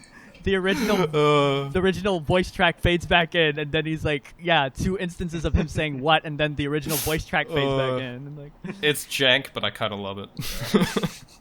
janky voice editing. Yep. I have Shout! I mean, Shoot. Yeah, Silar Jr. He points out that in on the commentary or in the behind the scenes that it actually says shout, as a piece of dialogue. Spread leg I control. love that. I love it when stage directions become the dialogue. It's very funny. Man, I miss how Star Wars gunfights used to be. I love how scrappy and chaotic things are with just smoke and debris being kicked up everywhere. Yeah. And people actually took cover as well. This Don't was get with that in practical new movies. effects, right? I guess it's not within the scope of this discussion, but yeah, originally it was done with practical effects. I think the lasers were edited. Well, I say edited, but they were They were CGI. implanted onto the footage. No, not CGI, not at all. The film was modified directly using a technique. I think maybe they backlit the film frames? I'm not sure exactly how they did it, but it was some photo editing technique. But no, it's all analog. The only CGI, well, other than the special edition crap, is in the heads-up displays for the Death Star blueprints and whatnot. I can't imagine working back in the days when there was just no backup of all this stuff. I mean, what if you edit right. film and then you don't like it? There's no backup. There's nothing you can do. Exactly. You have to really be sure about the decisions you're making for the editing. Yeah. A lot of everything Which has was its analog. benefits, I think. Analog and stuff like that. It's that classic example of limitations resulting in a better result, I think, ultimately, than if you had the freedom. Close the bomb door! This is a good special edition. I'll give them this. I like how the Stormtroopers just open the blast doors! Open the blast doors! Open the bombing door. Yeah. Here's a fun fact. In the novelization, the original novelization of Star Wars, it's actually, by Alan Dean Foster. Yeah. It's said that, the blasters, they fill up the corridors with smoke. and that's why the stormtroopers don't hit the target. Well, Aw. I thought they were under orders to let the rebels escape, so they could track them back to their home base. I have a problem with that theory, and that's it's said Well, it's that, not really a theory. They say that. Yeah, but it Well, comes. I think it was sort of their backup plan. Well, sort of. I mean, the plan apparently came from Vader, and he hasn't really yeah, had and Tarkin's time. just like, Yeah, he hasn't actually Weak had time strength of to the give elder. that order yet. You know, he has been looking for Obi-Wan the entire time. Well, I'd imagine Tarkin would have passed it on to the stormtroopers since Vader informed him. Yeah, but you know, Vader and Tarkin hear that there is a breach in the prison level. Then Vader immediately walks out to look for Obi-Wan. So, when was that order given? Telepathically. Yeah, the timeline might be a bit weird. I don't actually remember how the original sequences go.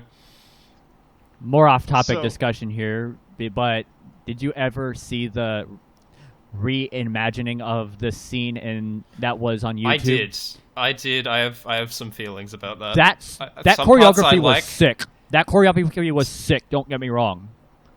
Some parts of it I like, but I think it just overall misses the point of the scene.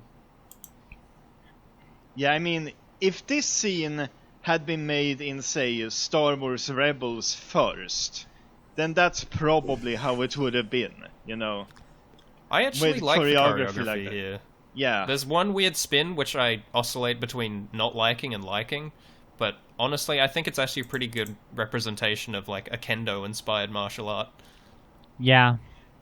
I mean, it makes sense if you assume that they're not actually, you know, they're both being careful. They're not making any risky moves. They're Yeah. both just looking for an opening to take each other Well, out. except for that risky move. Yeah. Oh yeah, do not want. I love how that Yeah. became a meme, just independent of backstroke. I heard of Do Not Want before I heard of Backstroke.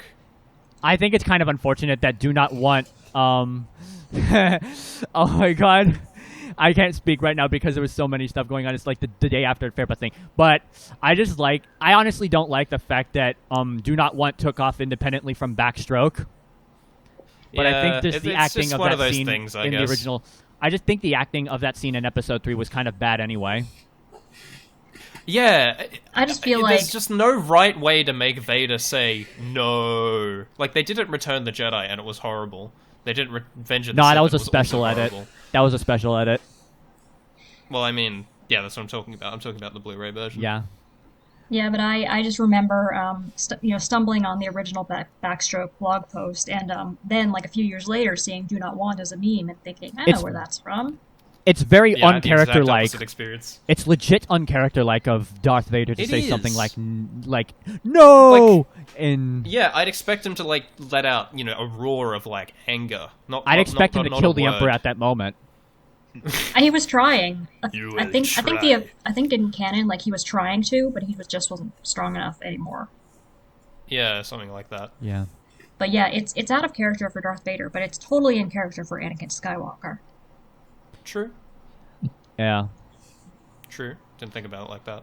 I mean, of course, That being said, though, I mean, of nothing course, you can just forgive lost your the only no that love. was inserted into Return of the Jedi. you just lost your own Oh my only God. love, and not to mention the fact that you lost the forbidden love because you're a Jedi and you're not allowed to love at all. I think it's just because James Earl Jones sounds really goofy saying it.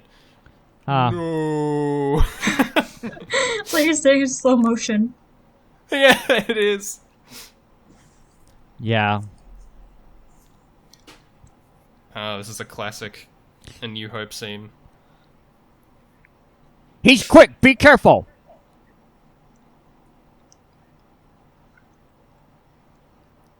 Yeah. Oh, I think I heard a pop. probably. Yep. Very. There wasn't even any P's in that line, jeez. Must have been the B. And I cut off very sharp after the worry. But yeah. Yeah, might have been, the audio might have been cut short. That was actually a very good laugh. Thank you. Laughing's very hard. I have a lot of trouble with laughing when it comes to voice acting. I can do the dramatic evil laugh because, of course, those seem very phoned in anyway. I have so much respect for Mark Hamill and his Joker laugh because it's so hard to make that sound genuine. So hard. I can only do like the kind of like the sniggers like but you can't do like the crazy bombastic just like insane laughter. Laughing and just screaming sounds so on natural to cue. him. Laughing and screaming Yeah. on cue, of course. There's always a problem with doing that. Yeah, it's definitely one of the more trickier parts of voice acting. Yep. Very, very tricky. I immediately blames Artu. He's such an asshole. He's a great character, though. It's so much fun to play.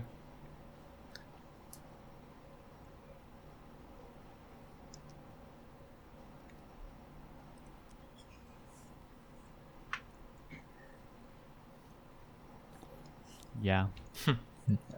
Imagine, And though, this- speaking... If you actually got the role for Darth Vader, you'd be talking to yourself for a good portion of the film. Darth. Yeah.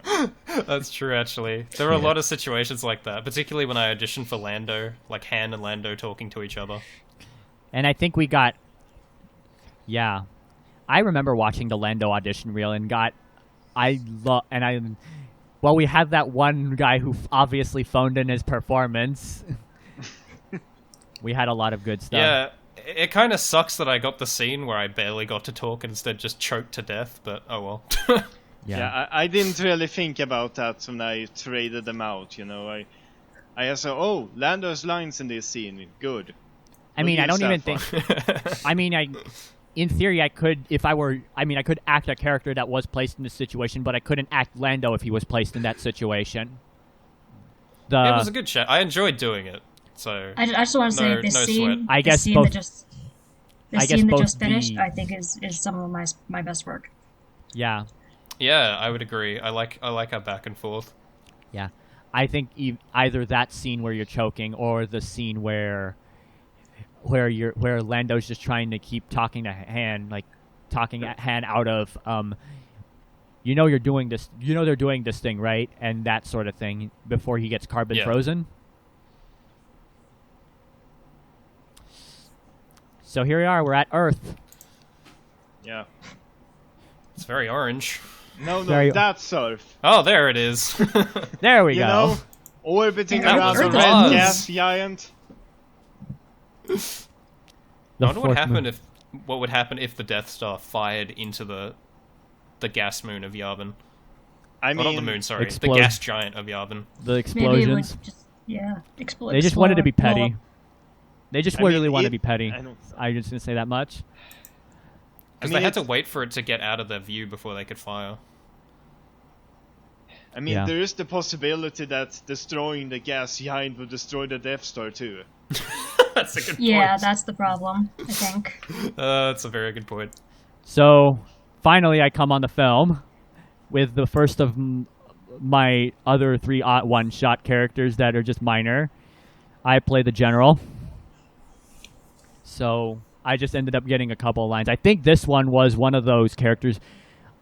I initially intended to only do a character that appears much later in this film, but of course, the guy who recorded for the general, who was to record for the general, I should say, wasn't available, and I got hastily called on to fill in that spot. Yeah, that's always the nature of long-term projects like this. People come and go, especially when there's no like contractual obligation to stand by. But I think we responded to all the dropouts pretty well, and this came together quite nicely. Quirderph Yeah, plays I the general. benefited from one of them. It's a pretty big project. Yeah. Like, I think we should all be very proud that we were able to stick with it till the end. And now we're almost done with the 5th one. Like, that's good stuff. Yeah, guys. definitely. I mean, this kind of thing is something that, people pick up and say they're going to do, and then 100%, right? Yeah. and then Yeah. 2% in, everyone just disappears. Yeah, they're like, fuck it. So, Quirderph does the voice of the general right here, doing the briefing Yeah. as well, and that's another major character that he does. I was doing my best Jan Dodonna impression here. There's definitely Well, the I like Swedish it. lick that comes in. I can say that much. But yeah, overall, yeah, it I does could really definitely hear well. a bit. It's actually Chain another role that I ended reaction. up auditioning for in the beginning.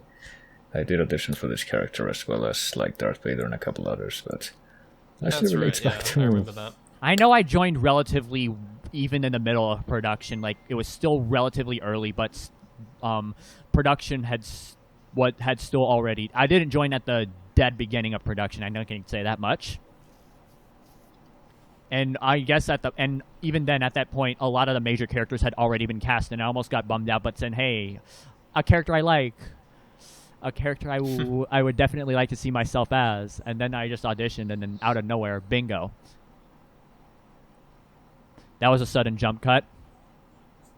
Yeah, I had to, edit together 2 scenes there.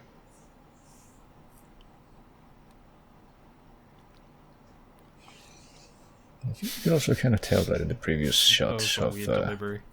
Vader All and Han had Tarkin. to do, like, after this movie was to drop by Tatooine and drop off his money and then just come back to the Rebels, and the entire whole Carbonite thing could have been avoided. Yeah. That's true. Luke's the one who got him frozen in carbonite, technically. Yeah, or use Space PayPal.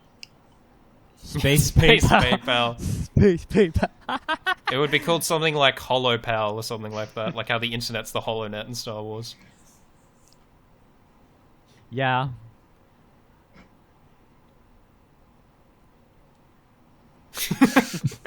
Unfortunately, it was very sarcastic in this line. It wasn't as sincere as Ala Gold said to Ratio Tile when he did that, but yeah, that's Actually, yeah, that's the point. The fact that it always sounds like Han Solo's just making shit up just to piss off Luke at that moment. Yeah. Instead of like the nice moment where he's like actually wishing his friend's safety. I loved that moment in Revenge, even in the original Revenge of the Sith, as well as Backstroke of the West. He was like very sincere, but unfortunately, it was the last scene that Obi-Wan and Anakin would be talking to each other in good terms, because the next scene we meet them is, of course, them dueling, and just shortly after that one scene where Obi-Wan departs for Utapau is when the Chancellor exposes himself and continues manipulating him. Excuse me? Chancellor exposes himself. Execute Order 69. You are already at full cock now. Go forth and spread So, the Empire. This is the main character I play throughout this dub. It's Red Leader, who, of course, name doesn't get changed. I have killed. I love that delivery. There was actually a neat little quirk I did when recording that first line with Red Leader. I was actually commanded to say the one Skywalker that Red Leader says before he walks up to Luke in the original film. So what I did for that take was I just stood up. I just set up my recording stood up about 25 feet away from my microphone, and then just did that one 25 Skywalker. feet. And then just did that one Skywalker as if he would be at that distance from my microphone. So it was kind of it's just to an capture interesting that. challenge when you have Yeah. to carry your voice from a distance. What I usually do is I usually turn down the gain of my microphone and then I amplify it back up. Yeah. And then, of course, I walked towards my microphone, and surprisingly enough, because it did the same timing, it was just easy to fill in and watch the lips to carry on with the rest of the movie. And we also miss it right here, too, but I also voiced the crew chief as well, using much of the same voice I did for the general we saw at the beginning of the Yavin scene. So I think it's honestly kind of quirky, too, with the fact that multiples of us are undergoing multiple roles with the entire films. Like, of course, we had Archie do a bunch of side characters, and I don't know.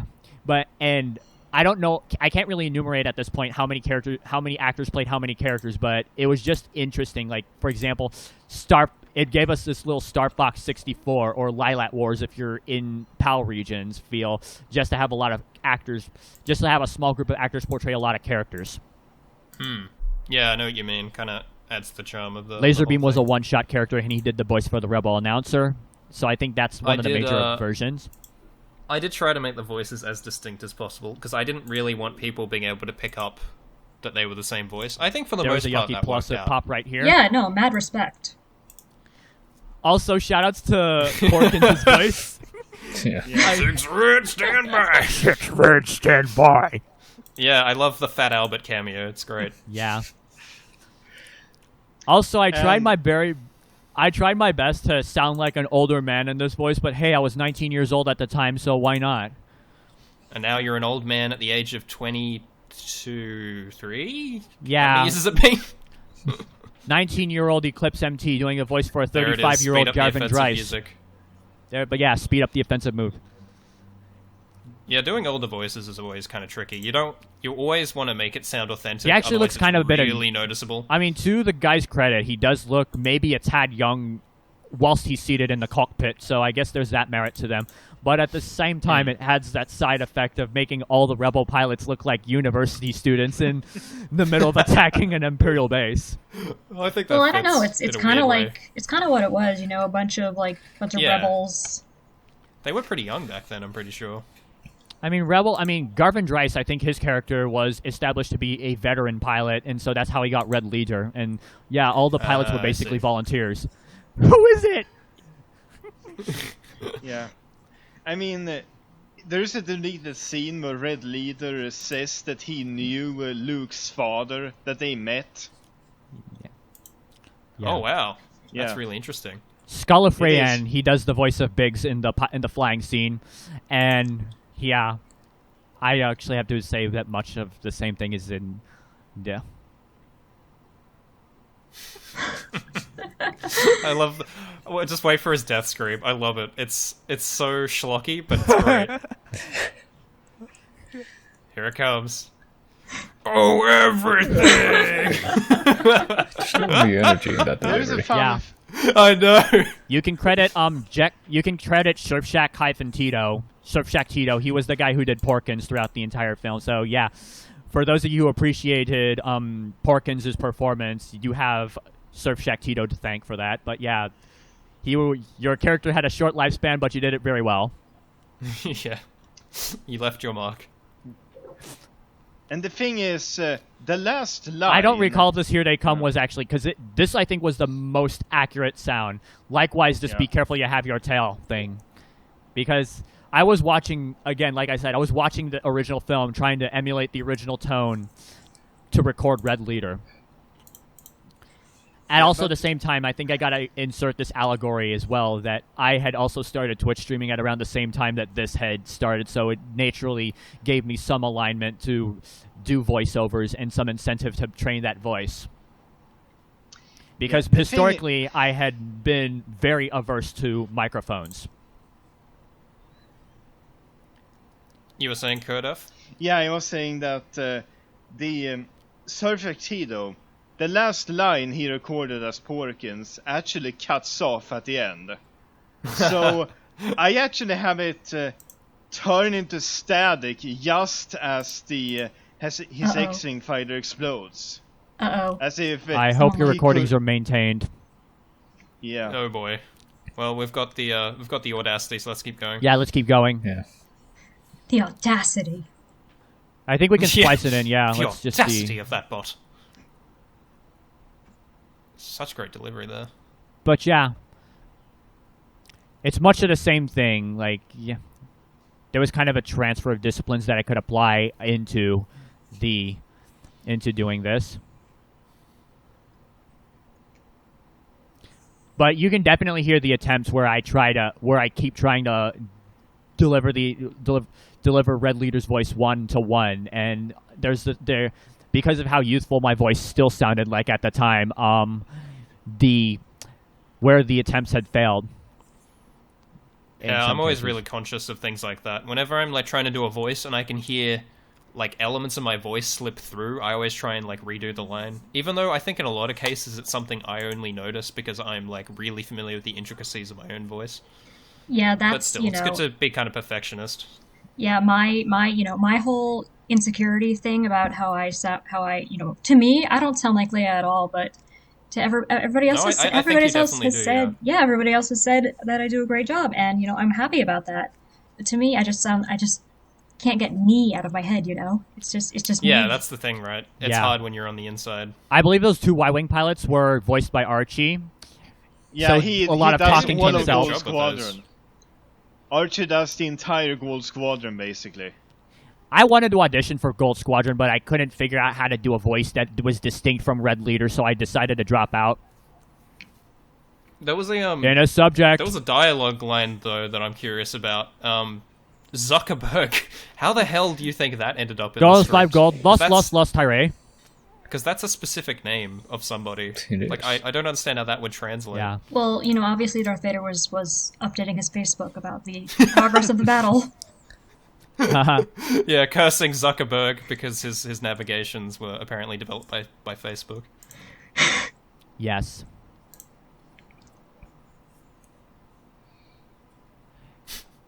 I think that was Tom S. right there. Sounded like his voice. Yeah, it was. He plays the Yeah. Imperial announcer as well as Vader. Yeah, he does a good job with the announcer. Very, very accurate to the original. Yeah.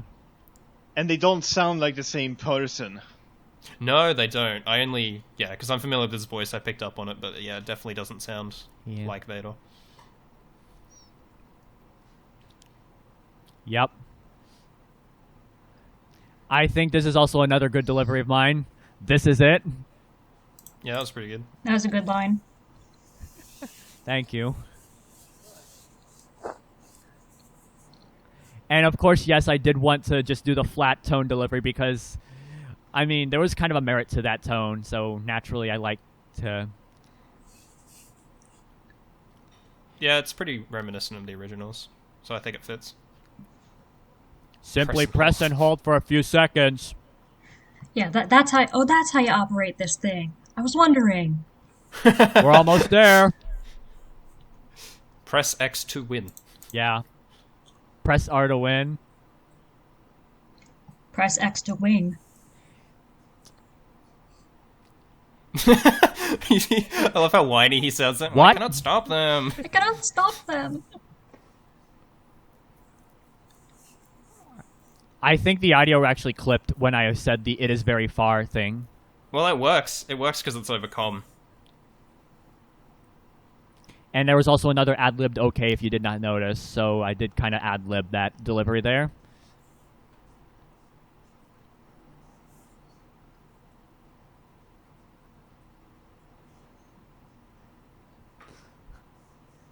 A lot of The emulating the editing. original tone. The editing is just really good with the in and out of the filtering. This was the moment. Yeah, this was the moment I That almost would've been fun. complained I almost was like screaming internally with like, why did I do this character? Because I thought because when Quirderph told me I had to scream that "what" line, I'm like, oh my god, how can I muster this? But honestly, It came out pretty good. yeah, thank you. I like how it's held all the way to the end, too. I actually had Yeah. gotten a different recording setup as well in between recording the rest of Red Leader's lines and recording that one single scream. That same recording setup being used to record all the other characters that I portray in this dub. Yeah, it's good that it's such a different line to all the others that you don't pick up on the change in recording quality. Yeah.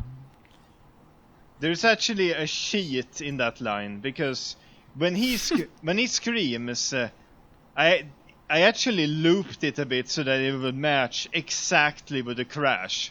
Oh, But nice. You Oh, don't you actually notice did it that edit. because the cut is when it cuts to static or when it cuts to the radio transmission, so you don't pick Yeah. up on it. That's brilliant. Yeah. That worked really Yeah, well. the I editing, like I those little mean- small tweaks. So at least I didn't have to hold the screen for that long, but I do recall trying Oh, yeah. to I've tried to hold screams. Though I think what I did for that was hold the screen because the original film did not carry on the Red Leader's death screen until past that one cut. So I think I just did that scream until that point. Yeah, I just have to say the editing. I mean, first of all, the I fact know, I'm that just getting engaged just Yeah. watching this. first of all, the Forgetting to fact that like you guys edited this whole movie. I mean, and stuck through it. That's one thing to respect. But like this, this whole scene, this whole sequence with the trench runs, and the editing with the voices in and out of intercom mode and all of that, it's just really phenomenal. Yeah, really good. Thank you. Yeah, see, the com voices sound good here. They don't peak. I think it was just the stormtroopers. I think maybe the high end was a bit too extreme. Yeah. Too much treble. I wanted to try to see if we could do like a voice filter for the comms in the scene that emulated the original film, but I couldn't find out how to do that in time to propose they're to hard. They're Quirderph. difficult. I've tried to do that myself, yeah. Yeah. I think they use a bunch of synthesizer filters as well. So, granted, none of us have actual analog synthesizers. It would have been impossible for us to replicate. Yeah, they have pretty hardcore setup. It's the exact same filter as for the Stormtrooper helmets. Really? Oh, Interesting. nice. Oh yeah, no, it is. I can hear it now. Maybe this part was loud too. I can't remember. I just remember, yeah, it was very overpowering. When I was You're watching ready, it. you can light up. Start the car ignition. Yeah.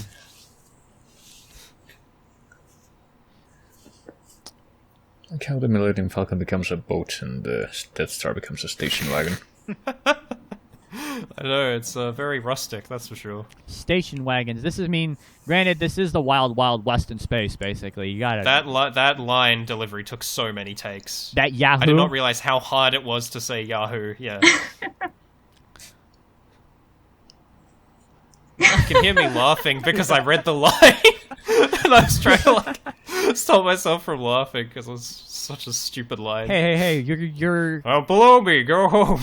Yeah, you're just relaxing from excitement. That's all you're doing. Yeah, exactly. It actually worked well, the performance, but yeah, that was totally me laughing at the line. Yeah, because... yeah. Naturally. In the bloopers, you hear me just, completely crack up when I read it for the first time. And honestly, yeah...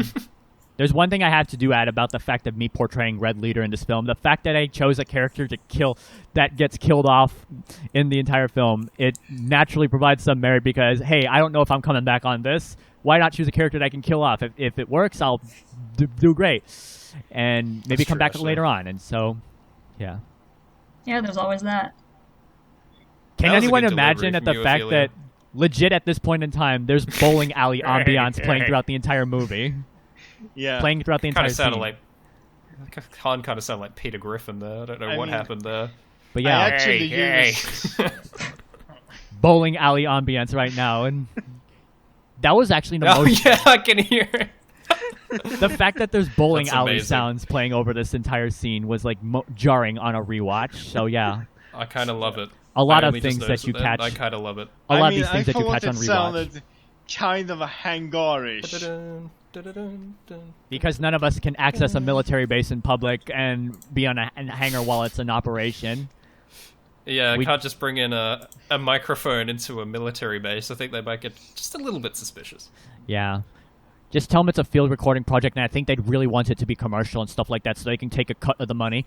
Just get the Pentagon to back you up. Funny thing about the wide shot of that scene, most of the extras there are actually a matte painting. Yeah, I think a bunch of the rear, I can definitely see it from where the If you look second rank- really closely, you'll see that they don't move at all. They did that in Yeah. Return of the Jedi too, with some of the wide shots of the stormtroopers. It looks really good though. Yeah. I'm amazed how realistic paintings can look But, in the original trilogy. but yeah, It's easier ultimately, to fake stormtroopers, I think, because they wear armor, you don't have to show their faces. There's not flowing material. Yeah, it's all very rigid, which is handy. But yeah, 2016 we got the translations first published on Imgur by Knife of Pi, and then of course it takes of course up till April 2019. We released this on April Fools, by the way, initially. That's right. But yeah, just basically a 3.5-year production process and stuff like that in the course of making this dub, and a lot of trying to line up every Reddit user's recording times and stuff like that, just being patient and all that sort of thing, just led to a neat production and income that I guess all of you guys can watch. So It was easier to do the sequel, actually, because we have most of the cast already. yeah, That's true. a bunch of reprises in the sequel. Of course, it comes natural with making a project like this. But yes, again, I choose a character that gets killed off because I don't even know if I'm returning for the sequel. And I think I did the same thing We'll for have to it. see. We'll have to see what we got for you in the future, huh? I mean, the Yeah. only way I'm not coming back is if, like, something... Long day. Yeah, long day. That just comes from one line that is just said once, and that's my name for the whole series. Brilliant. Yeah, it's really quite amazing too, just to see this dub evolve and all the scenes that we post on the subreddit as the production moves on. And then, of course, we see the it's final really cool cut. that people get to follow with the process. Yeah, There was I actually I actually avoided watching too many of the scenes that were posted Same. that I wasn't I wanted in to because I save it. wanted to be surprised. Same. I had actually Same. the merit of most of my characters being on the final few scenes of the film, so that's naturally when I can just watch that scene and be done with it, basically. It's really cool seeing your voiceover actually over the visuals, because it's one thing to just hear the isolated sound files, you know, like in a compilation, but it really does just come to life when you get to see it over the visuals. Yeah. Now, Yeah, speaking it's of one April thing to Fools, be... Yeah. Now, speaking of April Fools, there was actually one topic that I didn't get the chance to run over, and that was the Lego Star Wars dub, which, That's right. yeah. Honestly, though, That was really good. the same thing That was... the I wasn't in highlights that. were really handy. Honestly, though, I it was wasn't in just that. That was the original du- Leia. Wait, really? Yeah, that was the original Leia, yeah. Oh, wow. Yeah. I'll have to compare, because I don't think I picked up on that. Yeah.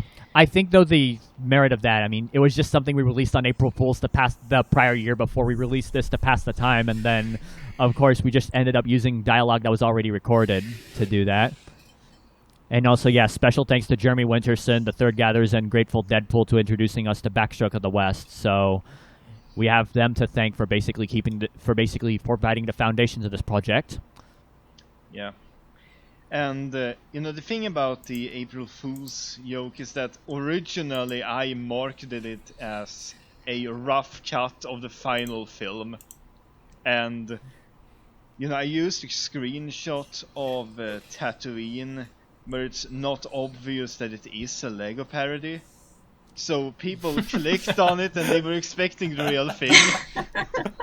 Oh, no. I wonder how disappointed See- they would be to find out it was just an abridged, like, the Novelty Desire, the abridged series. Yeah, the abridged, it actually works out really well, because it's so much easier to, like, show to my friends, like, a highlights reel, as opposed to, a full 2 hour and 20-minute movie. Yep. Well, I've always got the trailer to show my friends That's With- true. yeah, I've with the- shared the with the Igaro Counterattack line. Collection trailer. Yep. I like that the Novelty Desire trailer has like the one line that I say that makes the least sense. It's like Yeah, me really. now, Which line was- Igaro. Which line was that one? It's like me. I don't know where you are or from, or me, but now Igaro. Okay, you what are you? Something like that. It's Igaro. Something like that. Sounds like Leia got a temporary bout of dementia. It's great. Something like that. Where am I? All right. Yeah. Well, that's it. That's basically it, On to the next On project. to the next project. Just brace yourselves. Get ready, guys. The Counterattack Collection Coming is very still in soon. editing. Is still in the edit room, I presume. I think all... Quirderph, you can confirm this. Is all the dialogue of Actually, Counterattack... yeah. What's the status? What's the status?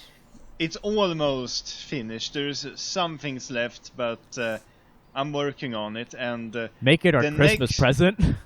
yeah, we'll see. Yeah, that'd be pretty cool. I will That'd say be a- this. Then, yeah, the next part, the next, long scene from that film will be out very soon. Oh, yes. Awesome. And Can't I'm Very wait. nice. Yeah. All right. So anyways, yes, thank you guys for listening through the whole thing. That was 2 hours and just over 2 hours of us doing stuff. But yeah. The Wish Power are together with you. The Wish Power together with you at. You must remember that the wish power is with you. I actually didn't even notice that the stinger was in the film, but yeah.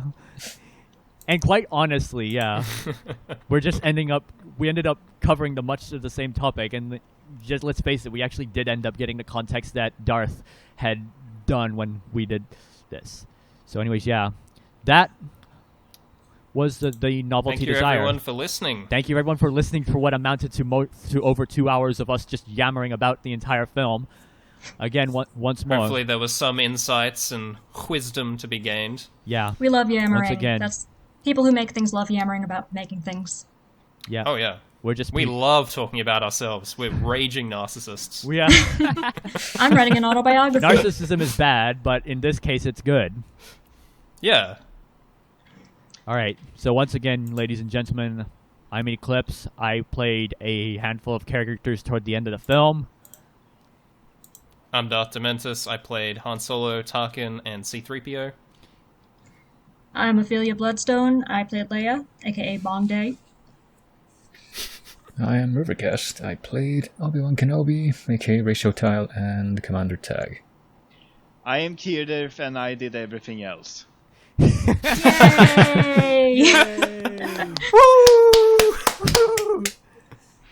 And we will see you pretty soon for the next cut of the film.